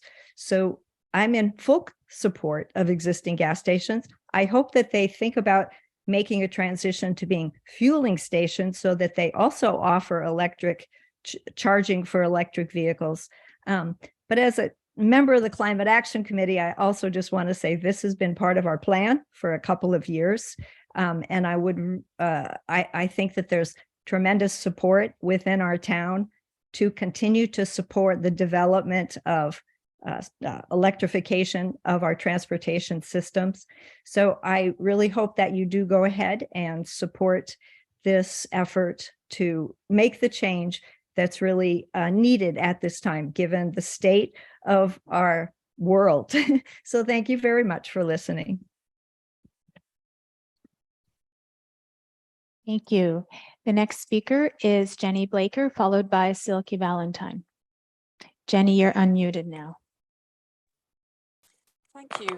My name's Jenny Blaker. I'm co-coordinator of the Coalition Opposing New Gas Stations, CONGAS, which is a community-based grassroots organization in Sonoma County that has been working since early 2019, first of all, to oppose several proposals for individual gas stations, both in the city of Santa Rosa and in the unincorporated county, and then to work with cities in Sonoma County to pass ordinances like this one, which do not affect existing gas stations at all. They can continue and will continue well into the future. What it's doing is simply stopping allowing new gas stations to be permitted and constructed now. There will be a phase out of fossil fuel vehicles from 2035 onwards because of the governor's executive order and so on. So the change is coming and electric cars are becoming more affordable and there will be more of them and so on in the future. But anyway, there's nothing to stop people continuing to use the existing gas stations right now. And the main purpose for this is because of the climate crisis and the need to reduce greenhouse gas emissions and our reliance on them into the future. But as has been mentioned, all gas stations at some point have leaks and spills which end up contaminating the air and also surface and groundwater, leaving toxic sites that need to be remediated at great expense. So why would anybody do that now when the gas stations are built to last for 40 years and they won't be needed in 40 years' time. The other point about small businesses, this is actually going to help protect the existing small gas stations. As you know, there is a lawsuit going on right now between Costco and the city of Novato. There was a lawsuit between Petaluma and Safeway, where big corporations are undercutting prices of small local gas stations in order to get more members, because that's where their profits come from. So this actually would not be detrimental to the existing small gas stations. Thank you so much. I'm sorry you're out of time, but thank you. Thank you.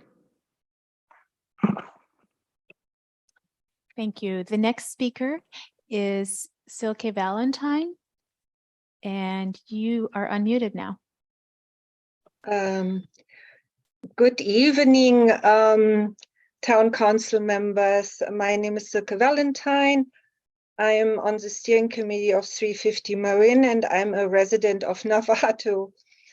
I encourage you to enact the ordinance banning new gas stations. I want to be really brief. Petaluma and 5 other cities in Sonoma banned new gas stations already, and since yesterday, Novato, my city, approved a ban as well. We must begin now to approve only enterprises that enhance the climate and environment. To prevent the worst impact of climate crisis, we must move quickly beyond gasoline to clean alternatives. We can't afford to wait. Thank you for the opportunity to speak.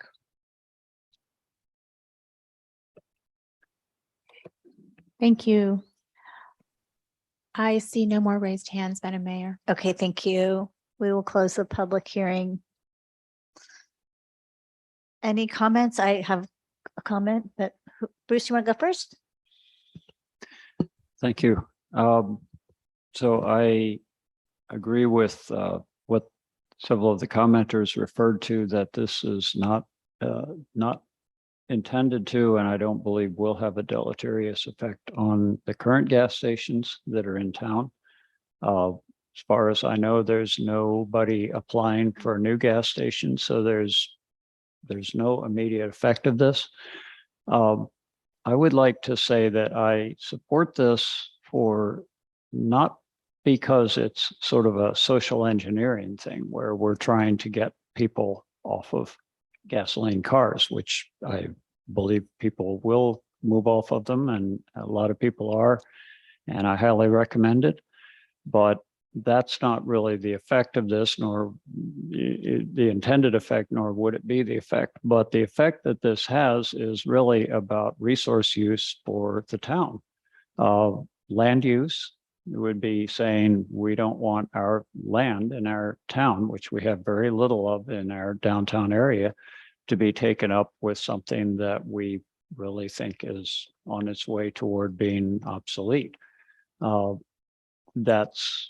then we don't want to have the additional burden on the environment of having gasoline tanks in the ground, which often leak and require remediation. So we don't need any more of them, again, for infrastructure that we believe is on its way toward obsolescence. So that's, and I would point out that in the thing that was referred to in the past, where we found an application coming to the town for a Chevron station where the barbecue now is, and thanks to quite an interesting process that I would thank Councilmember Goddard for initiating. We got to discuss that or the council at that time got to discuss that. And it was only by the sort of fluke that we had in the general plan another use for that part of that property that it was able to be curtailed. But what I recall is just enormous citizen input supporting somehow preventing that gas station from being there. So I take from that, again, that was years ago, that I believe this is in the best interest of the town, and that I see no reason not to adopted as presented. Thank you very much. I have a question, Mayor. I know it's hard to see me. Yes, sorry, go ahead. So I fully support what we're doing, but I do have a question that came up. And also I want to say I was the person who was able to make the anti-findings to kill the Chevron gas station, because you actually had to make findings to kill it. But question that came to mind from one of the public commenters is the legal non-conforming issue and the ability to get financing. So there are scenarios where you have an underground storage tank and you have to replace it, and that would require financing. If it's a legal non-conforming use, I don't believe they'll be able to get financing. And this came up years ago when we were looking at doing some rezoning from CH to CC with the vet business, for example, came in and said he would not be able to get financing for a new x-ray machine if he was legal non-conforming. So we were unable to complete that rezoning project. But at that time, we looked at some ability to grandfather in with a limitation that if they went out of business, a new one couldn't come in. And I'm sorry I didn't think of this sooner, but I have a question for our town attorney, if there's some way to do that without massive changes to this document, to this ordinance, so that we do preserve the right. There is a leaking underground storage tank fund in the state, but it's pretty depleted, and it doesn't pay for all. So if somebody had to get financing to do the right thing to replace an underground storage tank, they might be precluded if they were legal non-conforming. Is there a way to allow them to be grandfathered in, but if they go out of business, to stay with the tenants were here, not change anything, encourage expansion to EV charging, etc. So I'll let you talk now. There's not really a way, the way it's structured right now, to do that. It would have to be structured in some different way. For legal non-conforming, it means you can still operate. It means you can still sell your business to somebody else. They know they're buying a legal non-conforming business. You just can't expand it. And if in a situation where they needed to replace a tank and they needed financing for that, my understanding is that if you are designated as a legal non-conforming use, it sometimes is more difficult to get financing for remodels or whatever you may need the money for.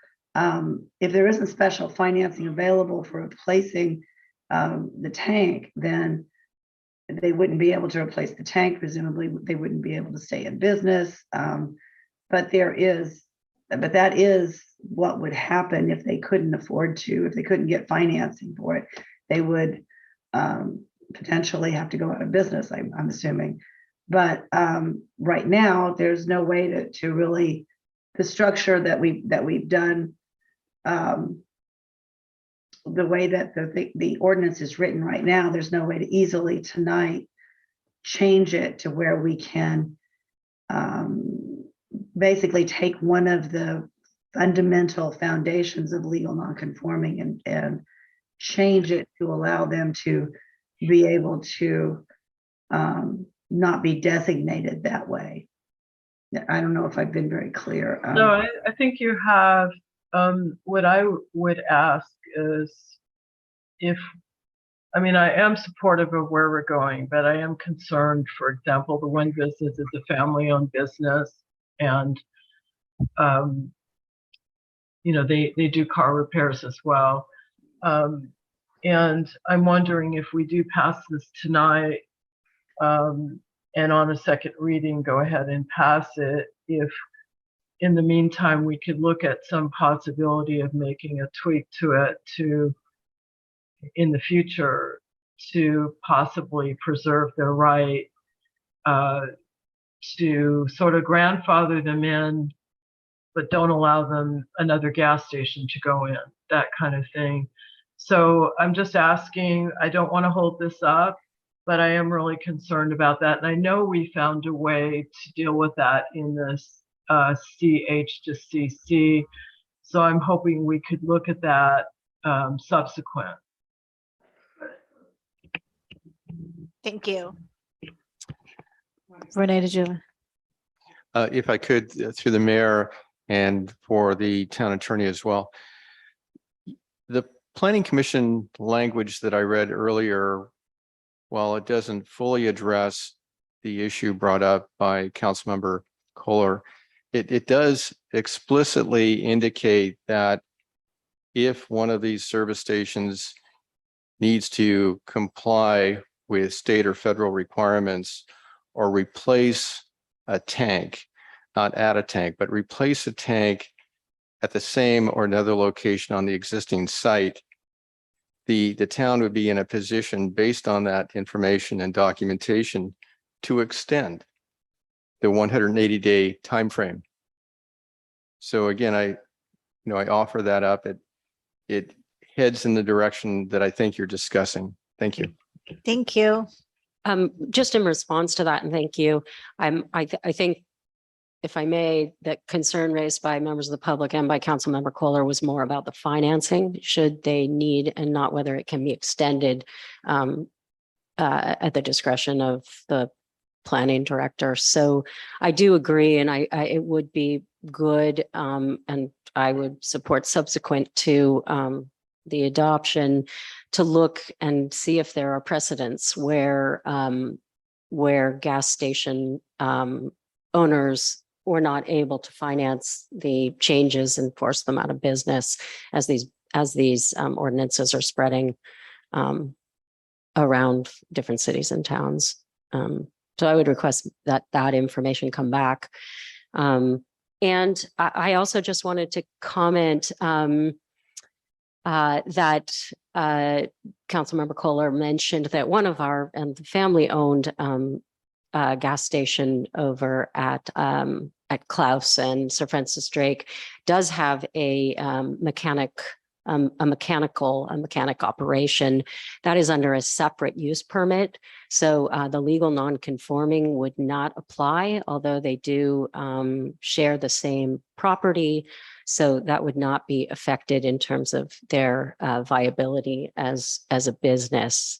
And if I could go back to the 2013 no Chevron, thanks for bringing that back. I wanted to I have a debt of gratitude to Mr. Egger, who helped me to file the directed referral to bring that back as the day it was expiring after a planning commission decision to allow that gas station that no one knew about and no one actually spoke, and they just unanimously approved. So from there were findings made. Mr. Egger played a large role in helping us through making that happen. And interesting, there was no policy made. The owner who had purchased the property was gracious and we all escaped. But I do think it's interesting that people thought that we had made a policy at that time, and that we're now revisiting it a decade later, knowing so much more about the environmental dangers and detriments from caused by our fossil fuel infrastructure. If I may, I wanted to go back to what our interim planning director brought up, the planning commission's request to for added language or striking language. Let's see, where was that? The eighth whereas to be struck. On the Yeah. first page. Where's that? Sorry. Oh, okay. Yeah. So I would actually respectfully disagree because of the fact that they use the word potential sources of contamination of soil, which is true. and can pose other dangers to public health and the environment. And I think it's important to keep that in there because I think we really gravely underestimate what happens when there is an accident or the unintended consequences of having that infrastructure in the ground. So I would I completely would- agree. I didn't hear the discussion on it, so I don't. And I didn't either, but So I don't know why that was the recommendation because it's not an untrue statement. They just didn't feel it was relevant or. Through the mayor again, I think the concern was that maybe the potential for hazard was perhaps overstated in that other whereas statements talked about the contaminants that would be on the property that could be harmful and that the other language was sufficient and that this seemed extra unnecessary. Superfluous, perhaps. yeah, I just think it's never hurts to drive home the fact that this that we know this infrastructure is going to become obsolete and why it needs to become obsolete in due time or in immediate time. So that would be my request, but that's of course up to the will of the council. There was one other thing, and if I may, David, I just wanted to correct that piece of the staff report, just in case someone reads that later on page 2. There was just a typo. It was absolutely an innocent typo, but I just wanted to state it. The if I may. last line on page 2. Yeah. Yes, just as it was written, existing service stations will become legal conforming uses, where it was meant to say legal non-conforming. You're absolutely correct. And uses. we had discussed that it should read non-conforming. Yep. It is a typo. Yeah. Can I add something to what Councilmember Goddard talked about that whereas? So, and I did listen to what happened. So Mimi Newton, who is an EPA attorney and one of our planning commissioner and has worked on underground storage tanks for 20 some years, was the one who made this change. And basically, it's the underground tanks are not used for storage of hazardous substances and waste. It's used for petroleum storage. So I think if you change that to say underground tanks at gas stations are used for storage of petroleum products, strike substances and waste, and then go on and say, and are potential sources of contamination, etc. So they're not, and I'm also a hazardous substance and hazardous waste expert. So that's the wrong terminology. They're storing petroleum products. Oh, perfect. No, I appreciate that. It makes the same statement, but So should are you be saying accurate. swap out hazardous substances for petroleum So I would say that Is on waste. or and omit and waste as underground well? tanks at gas stations are used for the storage of petroleum products and are potential sources, etc. Okay. That works for me. I had one other thing, and I'm not sure that this actually needs to happen, but it's something that really struck me. And it is in the Planning Commission's resolution. So I don't know if we can make changes to a Planning Commission's resolution, but I guess I'll just state it for the record, is that often we see that people talking about increasing EV infrastructure, the first sort of justification for that is that it reduces traffic congestion, and this is part of their resolution.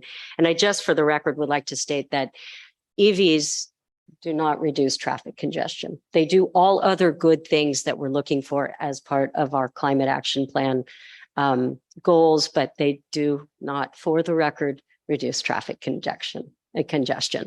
That takes walking and biking and public transportation. Can we not change it? We don't have to change it, but I just couldn't help but call it out. Or ride sharing. It's not something that, I don't think we can change a plan, can't- an already adopted resolution. No. Can't change a planning commission. It's not in our ordinance. No. Okay, that was it. And yeah, Vice Thanks, Mayor, do you have everyone. any comments? Sure. Yeah, I think all the colleagues are aligned, it seems, on keeping some language in there in the whereas. I just had our state attorney general actually just a couple months ago won a settlement against Safeway over gas station storage tank leaking in numerous gas stations around the San Francisco Bay Area. And in his statement about that, he acknowledged that I'm sort of paraphrasing here, leaking storage tanks from gas stations, quote, are one of the gravest threats to our underground water and soil. And he said a single gallon of gasoline can contaminate 1 million gallons of groundwater. And that's just, one settlement over a slew of settlements against basically every other major gas station in the state of California, from Chevron in 2011, $24.5 million, Phillips 66 in Conoco in 2015 for $14.5 million, and BP in 2016 for $14 million. All these settlements for gas station storage tank leaking. So I think there's definitely a reason to keep it in there. I don't know if petroleum alone is the only thing that is an issue in these storage tanks, or how those chemicals that are in there separate or corrode over time. So I think keeping it higher level is usually my preferred sense of things, but I'm happy to defer to my colleagues here. But generally speaking, I would go with hazardous, hazardous materials as opposed to just petroleum, just because I know that corrosion is a huge issue, and heavy metals and all these other things end up in the soils and contaminate as well. But yeah, I that's all I had. I'm ready to make a motion. I haven't spoken yet. May I say two more things? Yes. Okay. So I also wanted to point out that in terms of supporting our small business, when we were working on the No Chevron campaign, one of the leading proponents and the ones who actually took it over the finish line in terms of bringing the community together was the Rhino family, because that Chevron would most probably have put them out of business. So that small business will stay alive far more robustly if a large corporate gas station is not put into town. And the other thing is a comment about the parkade only having a small number of EVs. And I think that speaks to land use. I think we don't have enough charging stations. And I think the fact that we would be limiting the amount of fossil fuel infrastructure in exchange for making it easier, incentivizing or allowing more of an EV charging infrastructure on our precious land would allow us to see more EVs in town. I do believe they're here. Councilmember Kohler and I do a lot of counting Teslas. And so, yes, they are here. So I really care about the small business. That was a big win for them.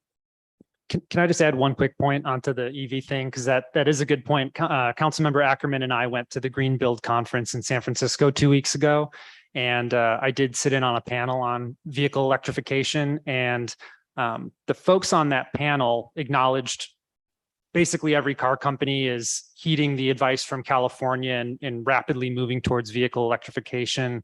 I think Ford just announced, they're trying to go from 90,000 electric vehicles to 2 million in the next 3 years in terms of annual production, which is quite a lot. And I will also do a plug for Biden's IRA. There's going to be new tax incentives, not only for new EV purchases, but for used EV purchases. So we're going to see middle income folks at multifamily housing finally able to access some of the credits to make everybody able to participate in vehicle electrification. But one of the things that was interesting, which is just good to note for us for planning, and I'm sure Sean's on top of it, is 80% of charging is done at home or at businesses. And they were making this point that with the range being, 300 to 400 miles now, and the fact that people are charging at home, a lot of the concept of a fueling station is becoming obsolete in a way, because if you're charging at home, and maybe you're stopping at a supercharger on the highway or something for a really long road trip, but you're really never going to have to stop somewhere and fuel up. And you know, hopefully some people do take advantage of the fact that we do have chargers downtown. I know that they do, because they're always full and I can never charge. But yeah, anyway, I just wanted to add that fun fact. Thank you. I really appreciate all the intelligent comments from everyone. And I don't have much to add other than I really appreciate, Bruce, your comment about the land use. And I have, in my 20 years of living here, I don't know that I've ever waited in line at the gas station. So I do think that they are plenty sufficient for our little town and the folks coming through on their way to West Marin. And so for me, and all the summary landscape information you provided, David, in the staff report, sorry, I just dropped my earring. This was a real no-brainer for me. And I would like to keep the whereas in there. I'm fine with either, but I was definitely wanting to keep it in. So I'll entertain a motion and we'll see where it lands. I'm gonna look for my. I would. I'll make the motion. I'm making the motion. Well, I already said I wanted to make the motion before Stephanie, because I want to make sure we get the changes This in. might be my last motion. Okay, well, you could second it, because I'm going to do friendly amendments. So I would make the motion. Is that all right? Just because I'm going to end up making friendly amendments because we have to make all the changes that David said. Go ahead. Okay. I'm not gonna argue with you. You can do the next one. I'd like to introduce and waive first reading and read by title only ordinance amending section 17.008.020 definitions and 17.096.050 conditional uses and structures, and adding a new section 17.016.080 regulation of non-conforming filling service station uses and structures to Title 17 of the Fairfax Municipal Code, and finding the action exempt from SEQA with the change in the whereas on page 1 of the ordinance as I stated it, the change on page 3 as stated by David Waltering, and the change on page 4 as stated by David Waltering. And may I add, with a commitment that town attorney and town staff look at the issue of subsequently on how to deal with non-conforming to make sure that the businesses are able to gain financing if needed. Do I have a second? I will second. Michelle, can I get a roll call, please? But Yes, Madam Mayor. Councilmember Ackerman. Yes. And if I can just add one comment that I have, even though driving an electric vehicle, I've used Rhino for tire work. And so there's still an overlap, but my vote is yes. Thank you. Councilmember Goddard. Yes. Councilmember Kohler. Yes. Vice Mayor Cutrano. Yes. And Mayor Hellman. yes, Thank you. wonderful. And thank you for that report, David.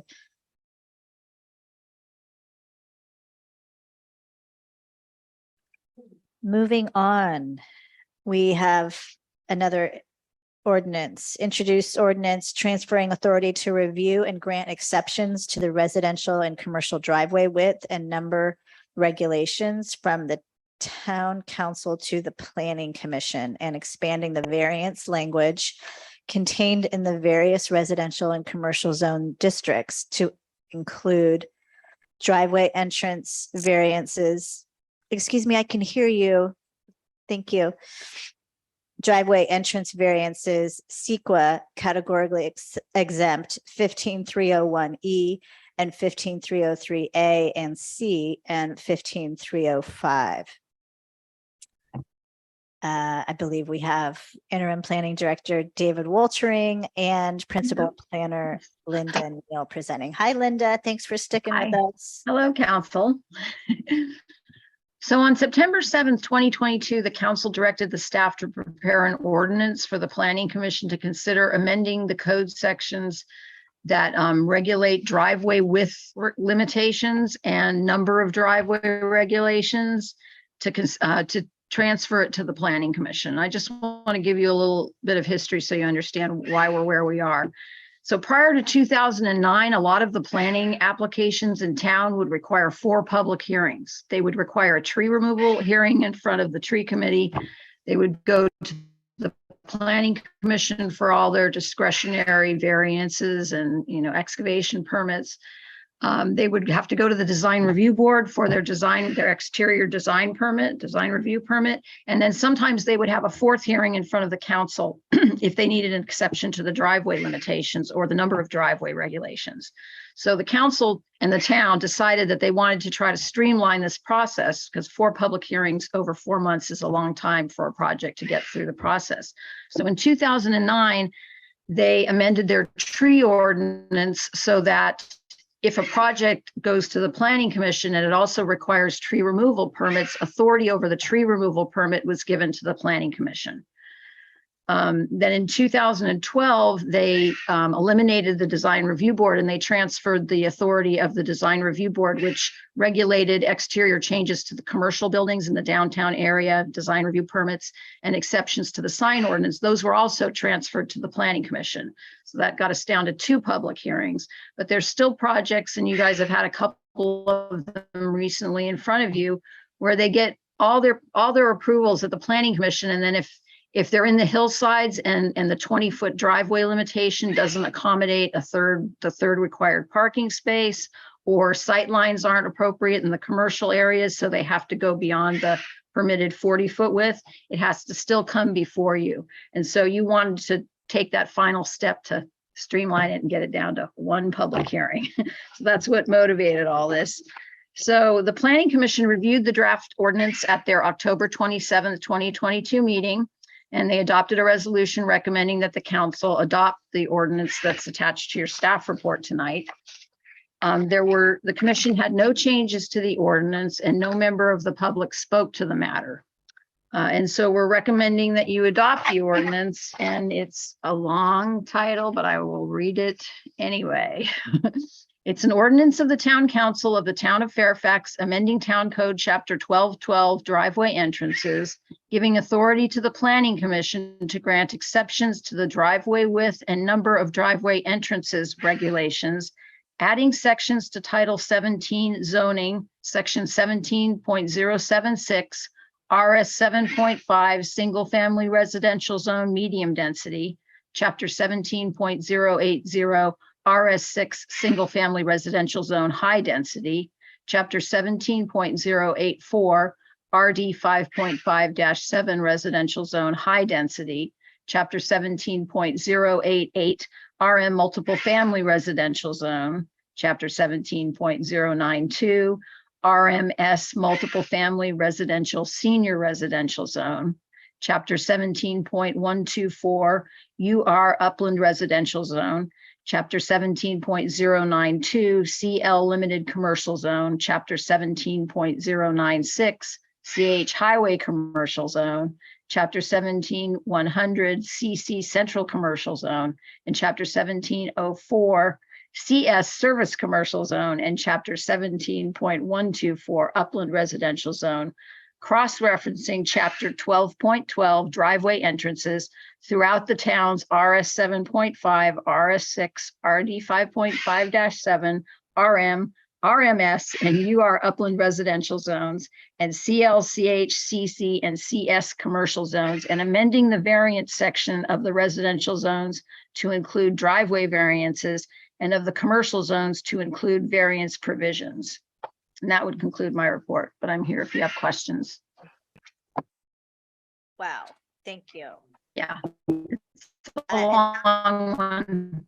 It sounds like Councilmember Ackerman has a question. That's why we never did it. Is that? Yeah, the question is for Linda. So, and I see she's frozen on Zoom. There you are. Well, you're back. You're moving again. Okay, good. Okay. Linda, I called you about this, but I'm not sure I still fully understand it. So there's language in the ordinance before us that's repeated for each of the zones. So it's the same language over and over that amends the it's, for example, section 4, it amends one section, and that is got a part A and a part B. Part B Right. says the planning commission may require, as a condition of a driveway variance approved and issued under the provision of this section, an increase in the width or number of driveways entering a property when the increase is found necessary to protect adjoining property from adverse or detrimental effect. I'm wondering why that would be an increase, because it would seem like Okay, so we just went through a couple of these, and they were the applicant, it seemed like, was requiring the increase, and we approved it. So I just don't understand that language and wanted to make sure it says what it needs to say. yeah, so it's envisioning a property owner that might ask for a driveway width variance, but not ask for a large enough one for sight lines. You know, they're being driven by the cost of how much it's going to cost to put the driveway in, and they might not ask for enough. So it's just saying that we work with Public Works and we work with the traffic engineer to review these projects. If those groups say, hey, this isn't wide enough, it needs to be wider, it envisions gives the planning commission the authority to ask for a wider driveway than the applicant might want to put in for safety reasons. Okay, Right. so that's what that part B is specifically adding, is that situation in which the driveway may need to be wider than the applicant envisioned. Okay, I guess I understand that. Yeah, I just wondered about maybe changing the wording from an increase in the width to a change in the width, just to cover all the bases. But if that's not necessary, I certainly am not. I'm if the town attorney's okay with that, I'm okay with it. A change instead of an increase, Janet, because I guess they could technically say, we're going to grant you some of, you want a 25-foot wide driveway, we'll give you a 22-foot wide driveway, but we're not willing to give you what you're asking for. So change would cover either. Nice. Thanks, Bruce. Go ahead. Okay, so that would then be repeated in that exact same paragraph. All of them. Multiple times, it would be repeated in all those. Thank you. Thank you. Go ahead. Linda, I just wanted to ask, just to check with you. You had mentioned that in 2009, one of those streamlining, one less public hearing was the tree committee, and it was transferred to the planning commission. Right. I think that was done in my time and not back in 2009. I think it was more like, let's see, more recent, far more recently. I just wanted to. You're correct, Renee. It was during our time. Okay, I quickly looked at my tree ordinance, and that was the, hang on, I probably read the wrong section, so hang on here. Where you, tree committee or Steve subdivisions? You're right, it's 2018. Yeah, Okay. it was 2018. Right. Yep. Okay, great. Thank you. Thank you for that correction. Okay, can we open public comment now? Let's do that. And also, this is a public hearing. Public hearing. Yeah, I was just going to say, wait, is it a public hearing? Public hearing. Opening the public hearing. Okay, thank you. Anytime that you can consolidate all these meetings and give the authority to like planning or to council, we are miles ahead. The whole reason that you're being pushed on the ODDS is for the same reason. And what I brought up earlier when David brought up, the subjective to if he extends it or his choice, Anytime that you get rid of this subjective language, it gives an opportunity to get something done closer to being ministerial, one, but more importantly, it takes away the easy avenue to sue you guys. And so I'm very supportive of that. And two, since Linda's on a screen here watching us, Linda, I just want to say my mom is watching tonight, so wave to my mom. Okay, thank you. Hi.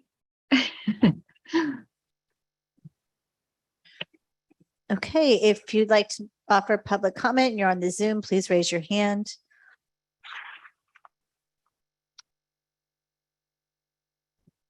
And I see no raised hands, Madam Mayor. Okay, we're going to close public comment, close the public hearing, and bring it back to council. Through the mayor, if I could, Yes. we heard comments about decrease and increase. And in looking at the language here, as I see it under, for example, section 4A, it talks about reduction. And then if you look at B, it talks about increase. So it seems like the two ranges, whether increase or reduction, are being addressed in the language provided. I'm not sure that there's a need for a modification. Thank you. Yeah, it's not terribly important to me. I just was trying to make sure it was reading right, but section A doesn't seem to refer to a reduction of the driveway width. It talks about a reduction in building height, lot coverage, floor area ratio, or buildable area, or any combination thereof, but not about driveway width. And then section B refers to an increase in the width. So that was how I read it, but. Right, I see that. And perhaps what needs to be clarified is that in A, in terms of reduction, it would also apply to driveways. Right? So leave section B as it is, and on section A where it says a reduction of building height, lot coverage, floor area ratio, or buildable area, it would also include driveway width or number of driveways. Well, okay, now, wait a minute, but that might be a problem because the code doesn't set a minimum driveway width. So that's how we get the really small, 9-foot wide driveways, because there's nothing in the code that sets the minimum. After 12. I mean, the reason that I brought it up in the first place was just that section B seemed to refer to the planning commission requiring an increase in the width and driveway width to protect neighbors from adverse effects. And it seemed like a decrease in the driveway width might be also needed at some point for the same reason. So that's why I thought that changing that from an increase to change that would cover it for me, but I'm open to any other suggestions. I also think when we've had these, it's really, it's talking about, it's always an increase. So I'm not sure, maybe you guys should huddle for a minute.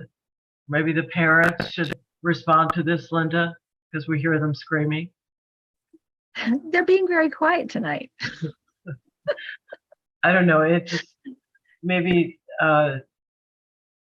you guys should figure this out before we finalize it. I'd rather not belabor it. I hear a recommendation for no change from our interim planning director. I'm okay with that. If we think it will meet our needs from the request that you get. I think it will, because there's no minimum driveway width regulation in the code. So you'd never have to ask to go below the minimum driveway width, because there are no minimum driveway widths listed anywhere. Okay, can I get a motion, please? Okay. Yeah. I'll actually make the motion. My last motion will be the longest motion that I've ever made. So I move that we introduce, and waive first reading and read by title only ordinance of the Town Council of the Town of Fairfax, amending Town Code Chapter 12.12 driveway entrances, giving authority to the Planning Commission to grant exceptions to the driveway width and number of driveway entrances regulations, adding sections to Title 17, zoning section 17.076, RS 7.5, single-family residential zone, medium density.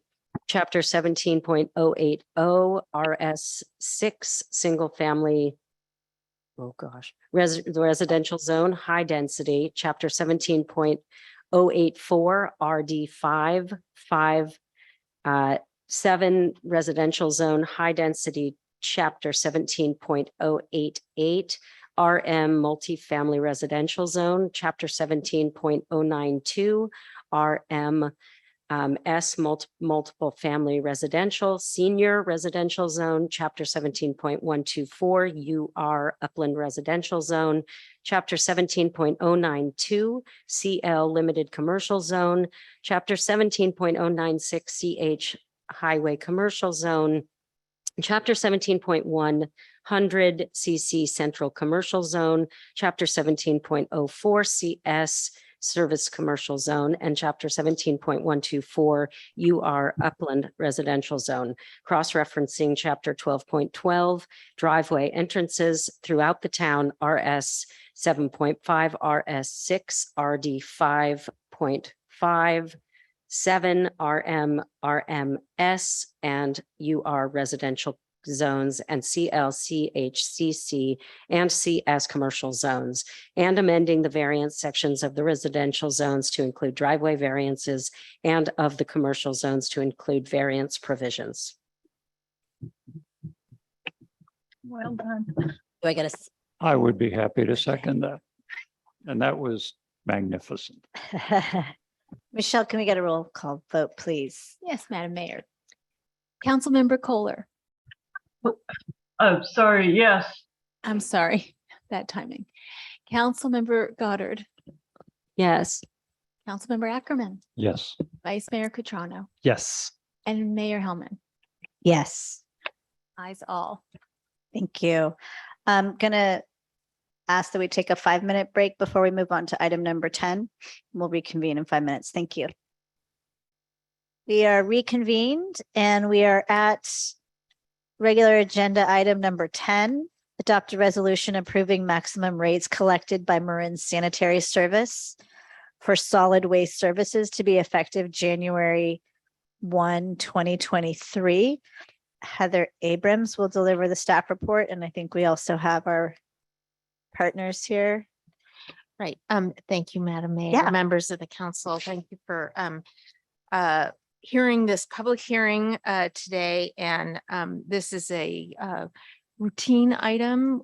Every year, there is a potential for an adjustment to the garbage collection rates, solid waste collection rates. And there's a formula that's being used, and we're going to hear more about that process from our consultants, which is operate under a sort of shared services model with other franchisors of the Marin Sanitary Service. And with that, I will ask Michelle to bring up Garth Schultz from R3 and his presentation. I was too fast. Sorry. I am promoting Garth Schultz to panelist. Here he is. There he is. Good. And I just need to know if you're going to share your screen or if I am for the PowerPoint. I am happy to share my screen. Can you all hear me? Yes, good evening, Excellent. welcome. Thank you so much, Mayor, council members, staff, and members of the public. My name is Garth Schultz. I'm a principal with R3 Consulting Group, and we are an organization that works exclusively for public agencies like the town and others throughout the Bay Area and California on solid waste and recycling policies and rates and contracts and state compliance for you. We don't work on behalf of Marin Sanitary Service, though we do work with them to effectuate good outcomes for your community. I will share my screen. PowerPoint should be on the screen now. I can just get a thumbs up from somebody. Let me know it's there. Excellent. Thank you so much. Yes. Okay. So with this evening's brief presentation here, the main topics we'll cover both a description of the formulaic methodology to adjusting compensation annually with Marin Sanitary Service. I'll talk briefly about what's included in that compensation paid by ratepayers, provide a summary of your 2023 rate adjustment, and then talk about the comparison and seek your questions and answer as you move forward with a hopeful rate adoption. Now, with respect to the methodology, by way of background for the council and for those listening at home, it's a reminder that rates are the sole compensation to Marin Sanitary Service for the solid waste, recycling, composting, collection, processing, and disposal services, which is really a utility provided to residents and businesses by contract, long-term contract with Marin Sanitary Service. There aren't any tax revenues that go to funding the service. It's all those bills paid by residents and businesses in the community. As is the case with many contracts and services, it is the case that those costs tend to increase in every year.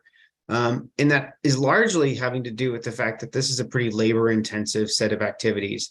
I'll show in a subsequent slide that nearly 2/3 of the overall activity that MSS engages in is the collection activity, and most of that is people driving the vehicles through the community every week. Labor wage rates through union agreements do tend to increase for cost of living adjustments on an annual basis, as do benefits. Other costs that tend to increase with MSS and other similar operations are the cost of vehicles. They're ever more technologically intensive, both for particulate emissions reductions, but also safety and other important features related to the industry. Fuel and parts and equipment, of course, also do tend to fluctuate and escalate over time. A third component that tends to increase is the costs for post-collection activities. That's the sorting through of recyclables, the processing of composting, the disposal of the residual materials in landfill. Those external rates do tend to increase on an annual basis as well. And there are other costs such as government fees.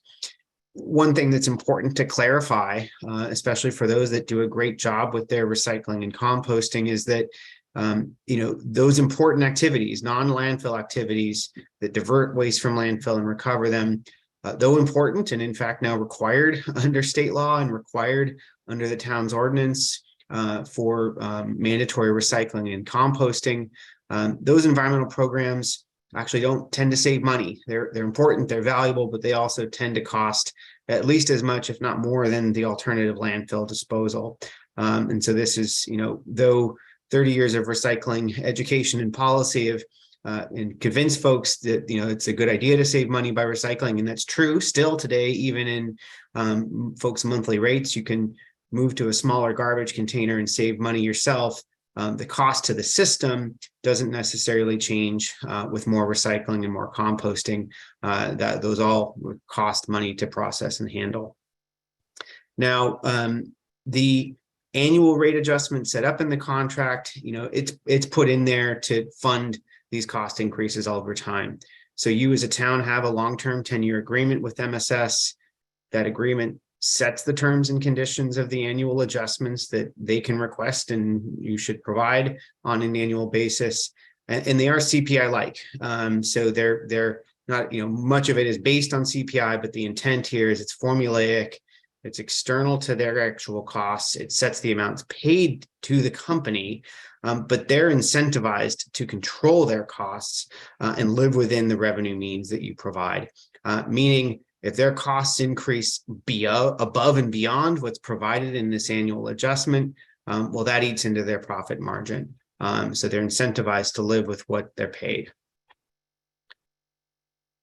So this chart, I'll read a little bit of the background and then describe what's going on here. But these CPI-like rate adjustments, they're based on streamline formulas, and those formulas were first put into place when the town approved the new agreement with Marin Sanitary in 2020. It was really, you approved it in 2019. This methodology went into place in 2020.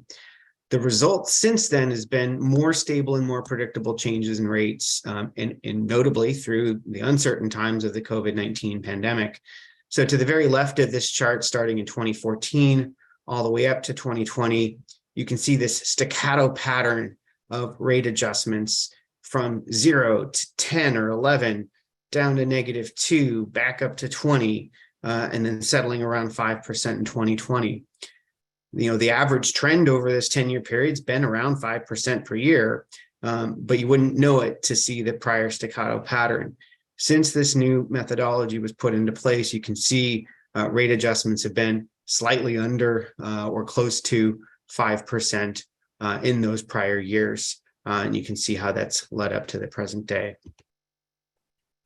Okay, so enough about the background and the reasons for the adjustments. What do folks get? What are included in the rates that are paid by ratepayers?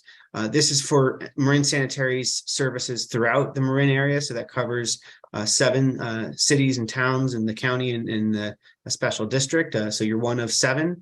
But the collection operations provided by Marin Sanitary, that's nearly 2/3 of the overall operation. So that's the 3 trucks that are driven through to collect materials, the green waste, organics, recycling, and trash every week, if not more often, for commercial businesses.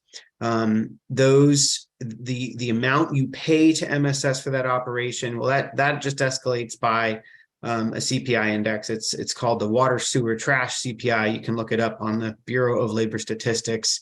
That index for this year, and this is for all 7 of the agencies, is 4.42%. So nearly 2/3 of their rate is going up 4.42%. The second, component that tends to fluctuate here is the element associated with the processing, recycling, and disposal of the materials that are collected in those trucks. So we refer to these as post-collection activities, whereas what MSS does in the neighborhoods is collect the stuff. They got to take it somewhere, empty the trucks, and that's these post-collection activities in the second category. Many of those costs are external to MSS. That's the landfilling of garbage, the processing and composting of organics. Those costs tend to go up in association with CPI, but also changing tonnages. The costs for recycling are actually, they can be an offset to this overall rate when markets improve or strong, but it can also be an add to the rate when markets are weak. So ratepayers share in the risk and reward associated with changes in the value of recyclable materials. A benefit to everyone this year is that the value of recyclable materials in the recent history has been improving compared to 2017 when it saw a real dive. And so that is offsetting a portion of the costs included in this year's rate adjustment calculation. A third and important category is a whole host of activities associated with state and local compliance. First and foremost, and importantly among them, are the programs, services associated with SB 1383. That's the Climate Pollutant Reductions Act. You as a town adopted amendment to your agreement with Marin Sanitary Service last year to provide new services to support your compliance with this law. You as a town also adopted changes to your municipal code to effectuate mandatory collection of recycling and organics in the community. You had many of those in place before, but you bolstered those policies in accordance with state's expectations and goals last year as well.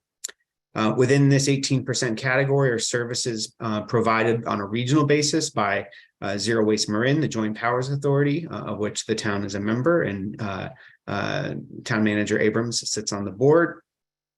And then a final category are elements associated with the town's own management administration of the contract with MSS, your direct responsibility for compliance with state laws, and other associated use of government property that go along with providing this solid waste collection utility in your community.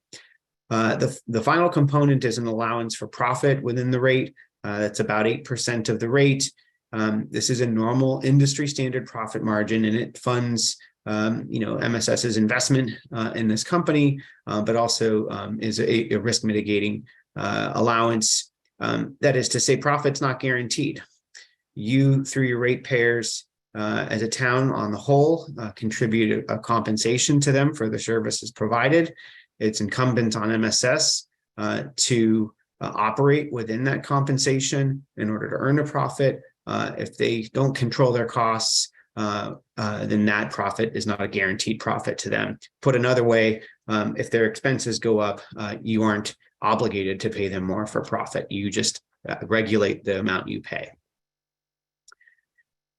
Okay, for the town here in 2023, you have a 5.06% increase calculated through this methodology in the agreement.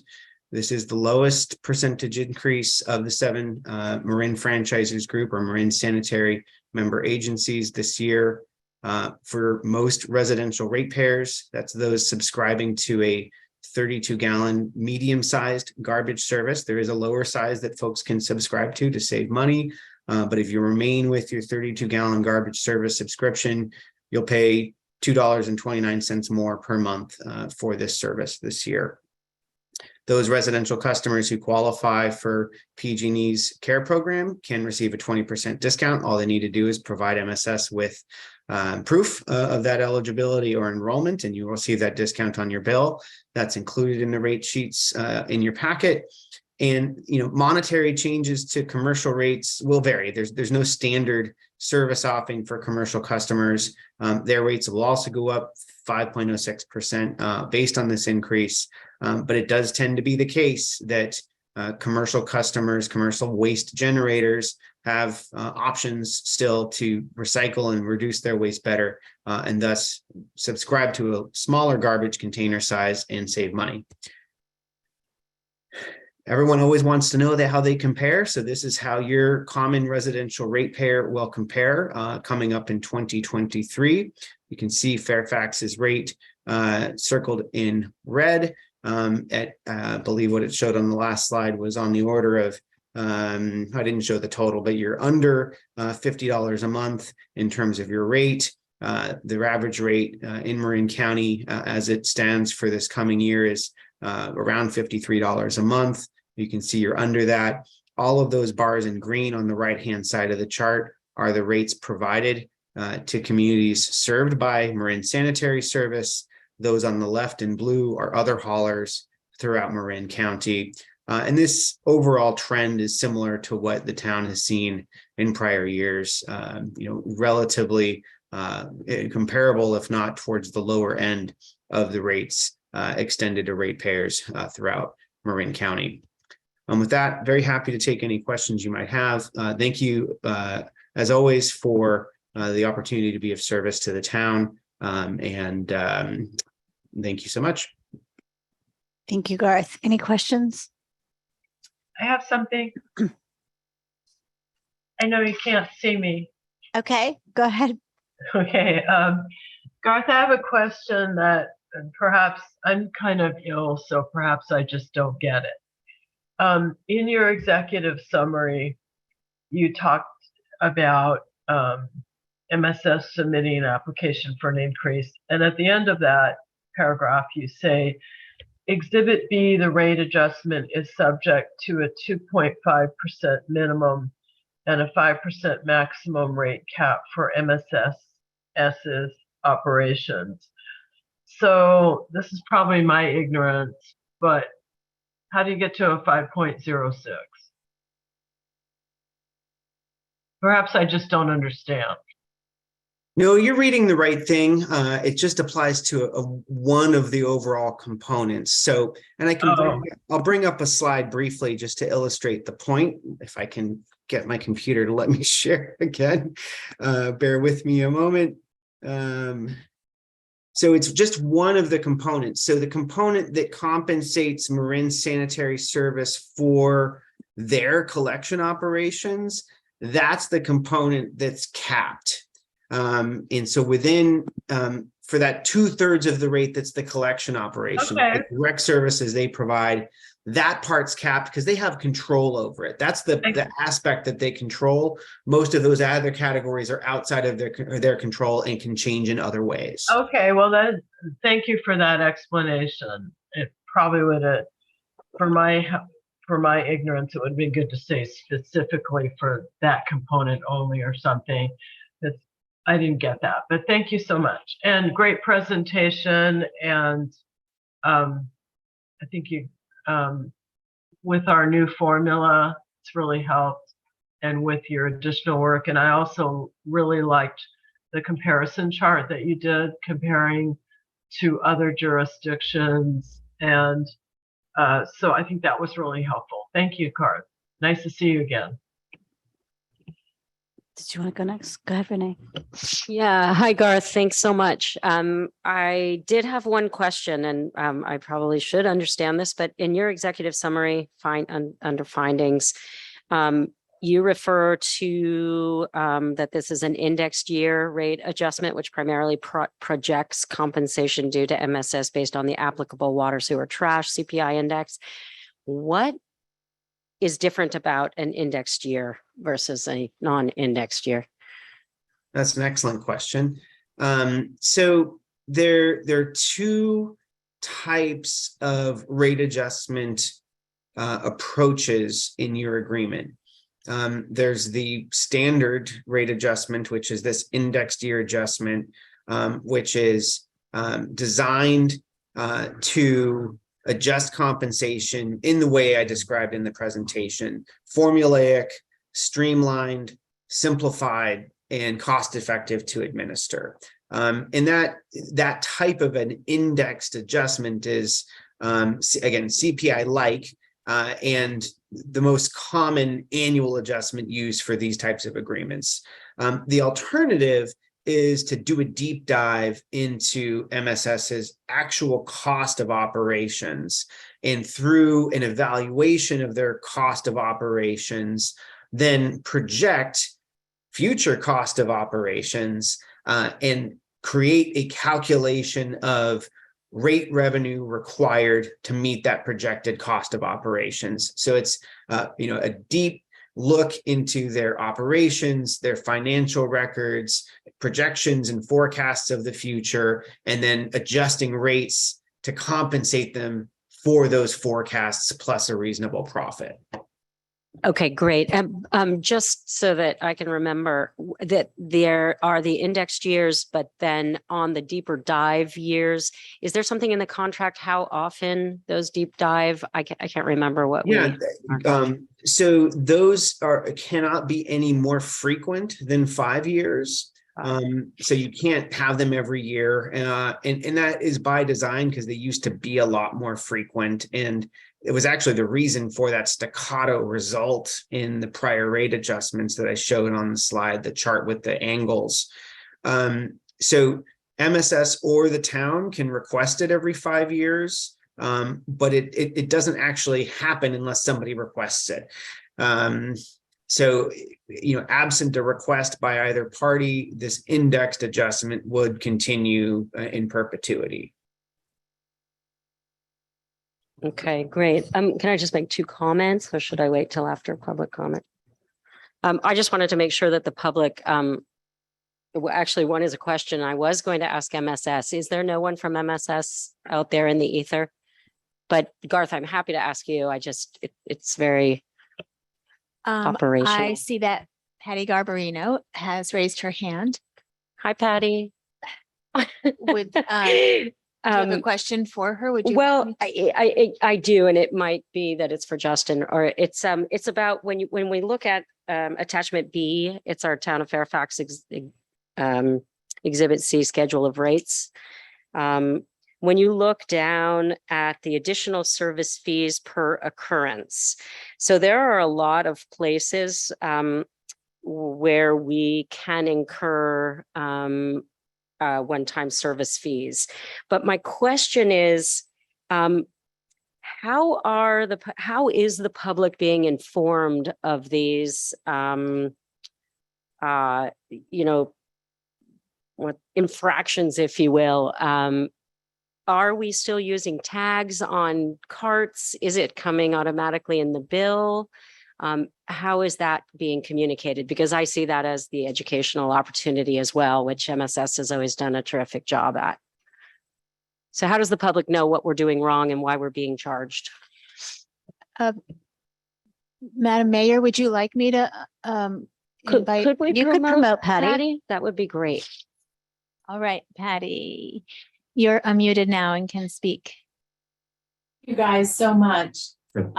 Yes, that information is made available to the customer with the tag on the can. And Justin, did you have anything? And I might just mention who I'm here with, Roger Williams, our former CFO, who helped work with Garth on crafting this new methodology. My dad, Joe Garbarino, and Hero. Ruben Hernandez, who helps us with all of the state mandates that you've learned about. Jason Raleigh, our CFO, and Justin Wilcock, our general manager. And we thank you so much for the ability to serve you.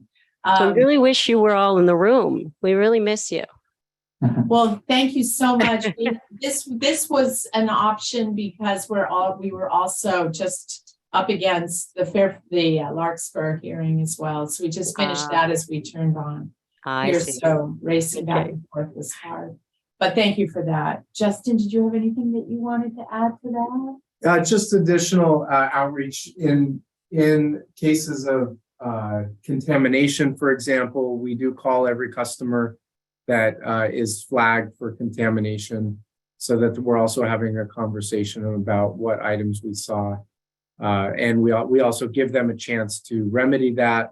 They can pull those items out of the cart for the next week's service and therefore not incur a charge. If they do want us to come back, they can have us come back, or they may opt to have us dump it as garbage because they don't want to remove those items, and then those contamination charges would occur. So in addition to the cart tags that are left, we do make phone calls as well. Okay, so they don't end up with a $25 fee on their bill. Well, they will if they, again, on a contamination, for example, if they opt to have us dump it as garbage, then they would incur that contamination charge. There's also extra bag fees, so we do ask customers to call us in advance, but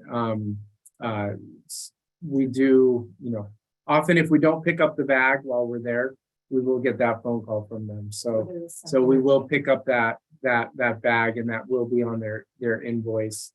But there's always again that effort to notify the customer. That's great. Of those charges. Okay, thanks for that. And I also just wanted to point out, because it's in very fine print on this schedule of rates, it is between the two tables. I don't know if council's looking at it, the reoccurring charges and the additional service fees. It says with an asterisk,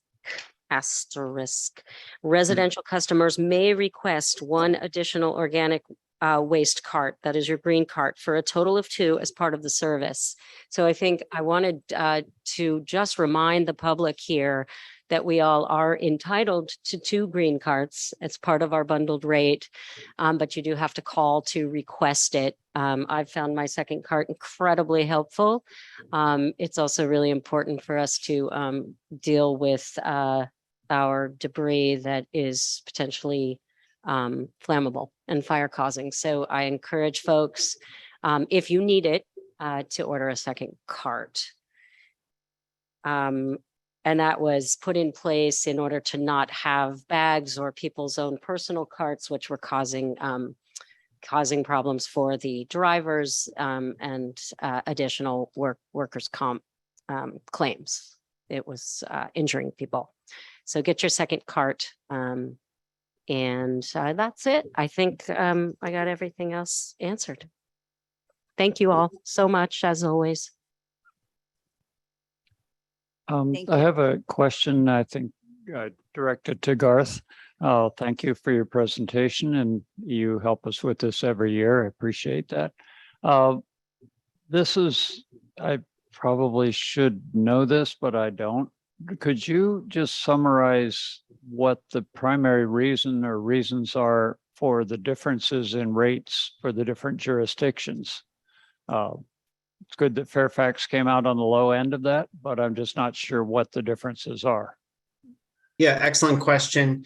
So there are minor differences in programs and services provided via the agreements between the agencies and Marin Sanitary Service. So, slightly different programs for government properties, slightly different programs for residents and ratepayers. So that's one reason. Within the programs and services, of course, also include, management, administration, use of government property, fees paid to the towns and cities via franchise fees and others. Those also vary by agency and affect the rate calculation. And yet another portion of it is kind of variables associated with the cost of providing service, such as proportion of residents to businesses, distance from the facilities. Some of those are a bit more legacy in the overall rate structure. So as to when I show the chart showing the various green bars, it's a combination of all three of those factors. In terms of the percentage adjustment this year, the percentage adjustment is also slightly varying among agencies in accordance with tonnages associated with the agencies. So they're minor overall, but those are the host of reasons that you see variations between agencies. Thank you. I have one more thing, because I think this is really interesting and exciting. Garth has referred several times to recovering recycling markets. And I wondered if the MSS folks might just give us a quick update on what's happening with those markets. It's been such doom and gloom for so many years that I know plastics are not going to be any great surprise as they continue to be abysmal, but what else is going on in the recycling markets? So Thank you, Renee. Jason's going to answer that question. So overall, the markets have over the last 2 years been a lot stronger. Through the pandemic, I would say that the paper markets definitely increased, along with aluminum, and to some extent the plastics that are able to be recycled, the 1s and 2s designations. I would say that over the last 3 or 4 months, the market, I wouldn't say has increased. It is more either stayed steady, or in the paper industry has gone down a little bit. But we're still seeing significantly higher than what we saw in the past. Okay, so you say the plastics are a bit better in terms of the 1s and 2s. Do you remain the same policy around only collecting bottles, jugs, and tubs? Yes. Great, thank you. Okay, let's open the public comment. Is it a hearing? It's a resolution. Public hearing. Frank Egger, Meadowway. Marin Sanitary provides pickup for garbage, green waste, and recycling.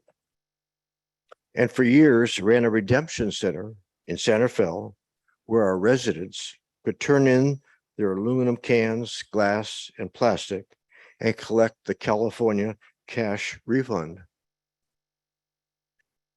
Marin Sanitary closed the redemption center during COVID. It is not reopened. California's state fund for redemption has millions of dollars in its coffers, because the redemption centers have closed. So folks are not getting their nickels and dimes back when they return cans and bottles, or just putting them in the recycling. In fact, Fairfax residents no longer have a location to redeem their returnables for cash. And Novato has been mentioned, but Novato is run by Recology. That's a complete different operation. Fairfax residents now put all of their California redemption returnables in the recycling cans, and Marin Sanitary gets the redemption, not the residents of Fairfax. I don't know if that's been calculated into your rate increase or not. People down on their luck, some homeless, used to pick up cans and bottles alongside the road and turn them in for cash in Santa Fe. Since Marin Sanitary no longer provides this service, things are really changing. In San Francisco, Recology is going into the neighborhoods and doing a redemption center periodically. They'll go into Bernal Heights, they'll go into Ingleside, and alert folks as to when they'll be there. And they run a little redemption center, and folks can turn in their cans and bottles and get their returnable, their money back. I would urge you to require Marin Sanitary to set up temporary periodic collection centers in Fairfax, so Fairfax residents can get their dollars back. And by the way, you've gone to a 2-minute comment period. I don't know when you did that, but 2 minutes is really insufficient for folks who want to testify before the town council. Thank you. Hello, Council. Michael McIntosh. I do agree with Frank. 2 minutes is really inefficient when people, your constituents that vote for you, take the time out of their evenings and days and come up here and wait for many hours for the opportunity to speak, and then it's restricted to 2 minutes. So, I mean, Frank is very right, and I think this is very wrong. For Marin Sanitary, I think one thing that should always be explained to the public is the percentage of even these increases that the town benefits from. So, your gross budget that's paid to Marin Sanitary, you're still paid something back similar to a UUT. As for Marin Sanitary, directly to Bruce's question, why are there different rates in different communities? Fairfax is further out. So Fairfax also has smaller roads with less capacity. The Marin Sanitary service many times has to use smaller vehicles, which require greater frequency to empty them and come back. So it's actually of a greater expense to them. I think that we're very fortunate for the historical relationship we've had with Marin Sanitary, where they've been very beneficial to this community. But if we were in a just Cartesian grid, where like New York, where you could put a big, huge truck, it is more profitable for them because they could just go down one straight road and throw everything in and make one loop back to the service station. Here, Fairfax has to make multiple trips because we are a smaller community with smaller roads and smaller needs. So, I mean, it would be justifiable if they actually charged us more. So the fact that we're getting a better rate is something to really consider and say, hey, we really appreciate this relationship. How can we continue that to benefit our community? Because they are giving you a great deal. In fact, it was Marin Sanitary when I put in the 2,200,000 pounds of rocks, that when I told them that I needed fish habitat, they dropped all their boxes for me. They let me pull out 5 different types of tree stumps so I could actually place that. No charge, to the benefit of Fairfax. Thank you.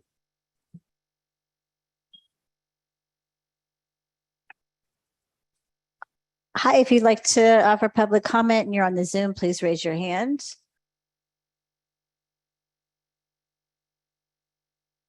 I only see Patty Garbarino's hand. Okay.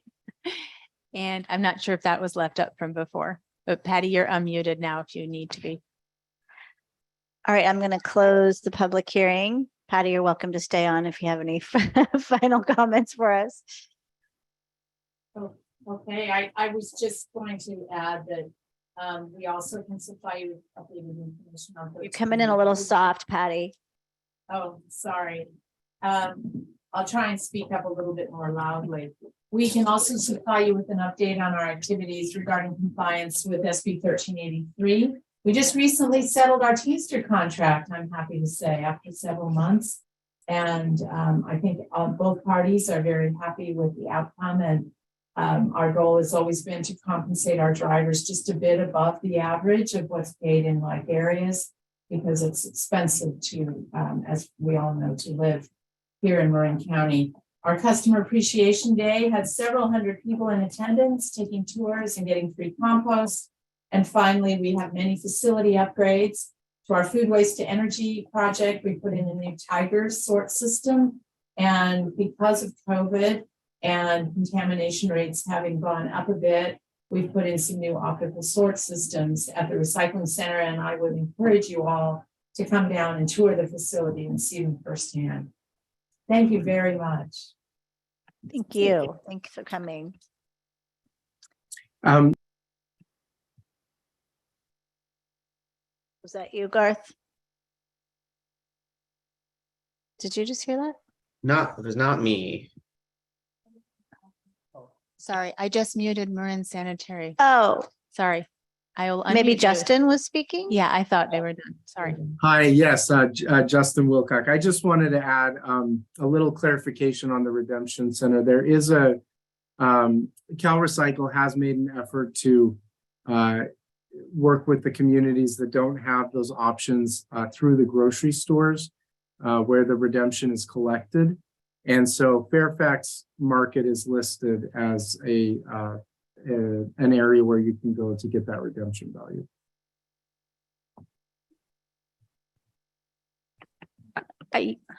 Thank you for that, Justin. I was working with a retailer who was in a situation with Cal Recycle about being required to become a redemption center.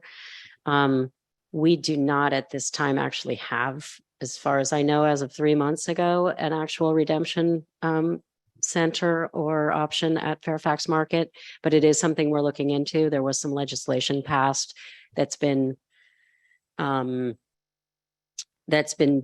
delayed. The implementation was delayed a year by the governor because of exactly this problem. There is work being done behind the scenes when we have representatives that Marin Sanitary has connected us with at Cal Recycle. So that communication is already in motion. And it's something that I will speak with the town manager about so that we can look into exactly the problem Mr. Egger is raising around not having a place for folks to redeem their CRV. I hope that was clear. I will bring this back at a later time because it is important to members of the community. So I just didn't want everyone to rush to Fairfax Market and start demanding their CRV because I'm just not sure that that's an option at this time. Okay, thank you. Appreciate that. And yeah, I do want to hear more. Okay. Okay, go ahead, Vice Mayor. Yeah, thank you, Mayor. One thing to piggyback on top of all the great things that Patty mentioned that Marin Sanitary is working on. I just wanted to add to that incredible list that they had one of the most engaging Fairfax parade, like choreographed dance teams. It was incredible. It was like movie worthy activity. So kudos to you all for coordinating that and being a part of our community in so many ways. I think they won. They always win for parade entries. I have a video if anyone wants to see. I had two kind of comments for Garth, I think, but I'll lead with a question. Just looking back at prior years, the resources that are provided to the council and the public, in addition to the changes in the dollar figures and the CPI and stuff like that. I was curious, I looked at the supplements for the first year I was on council, Garth, and there was a really handy, or at least to me, I found it useful, a disposal expense projection that just showed the variance in tonnage for yard waste and for other materials that were projected. And I was wondering, is that something, and I guess my comment is because it was helpful, I'd love to see something like that added back in future presentations or summaries. Is that something that can be accommodated moving forward? Or is that like a one-off kind of thing? It's part of MSS's figures they present with the application. So in prior years, we would attach the whole and complete application. If that's a priority for the town, we can certainly have that included as a part of future remittances. Just to be clear, it's a part of their supplemental schedules that they provide for the basis of evaluation. So in essence, that's one of the schedules in the indexed rate application. Got it. Thank you. Well, then I guess then I'll redirect that comment to Patty and Justin. I found that to be useful when I came onto the council, and I think it's interesting for the public to see those projected changes in the different materials that you're handling. The other comment is, I think, to Garth with regard to the chart that tracks the peaks and valleys of our rate. And I just wanted to note, while I do appreciate the 2014 to 2022, 2023 number that we're working with, I also, I know that that data goes back, at least when I first came on council, there was a chart that had it back to 2005. And there were some really big peaks even before 2014, like multiple years in a row. I think there was a 20% in 2008 and then a 25% in 2010. And so I just wanted to recommend giving us the full scope of that history to help the public understand, yes, rates might be increasing, but we're trying to smooth those things out. And you can see past years where it would go negative and then it would go 25% the next year as an increase. So that was just one other comment, but thank you so much for all these resources. It's been really helpful.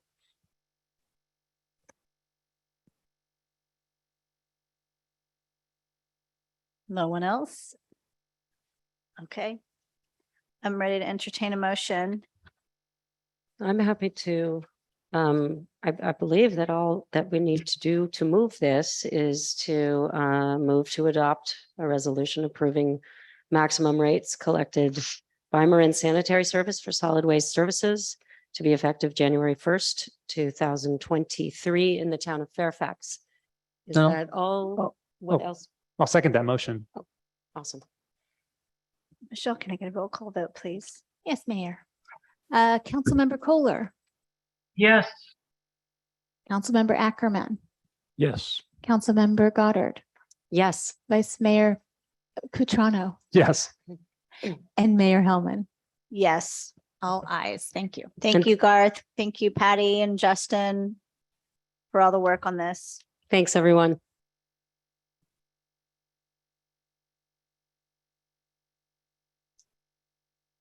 So that whole process a few years ago of settling out the methodology has really paid off. Yeah. Good work. Do we have Barbara, I'm going to defer to you. Do we have an in memoriam? Do we have a dedication? No, I asked for something for the December 7th meeting, I believe, but we're good. So thank you very much for asking, Mayor. I hope you feel better. Thanks for sticking it out. I'm coming down with something myself. Oh no. I'm trying to stay away, but also I can feel my head. Janet's not feeling well either. I don't know if she's still with us Just here. stay but healthy, everyone. Wash your hands. Take care, And Janet. meeting is adjourned. Thank you so much. Thank you. You. Bye.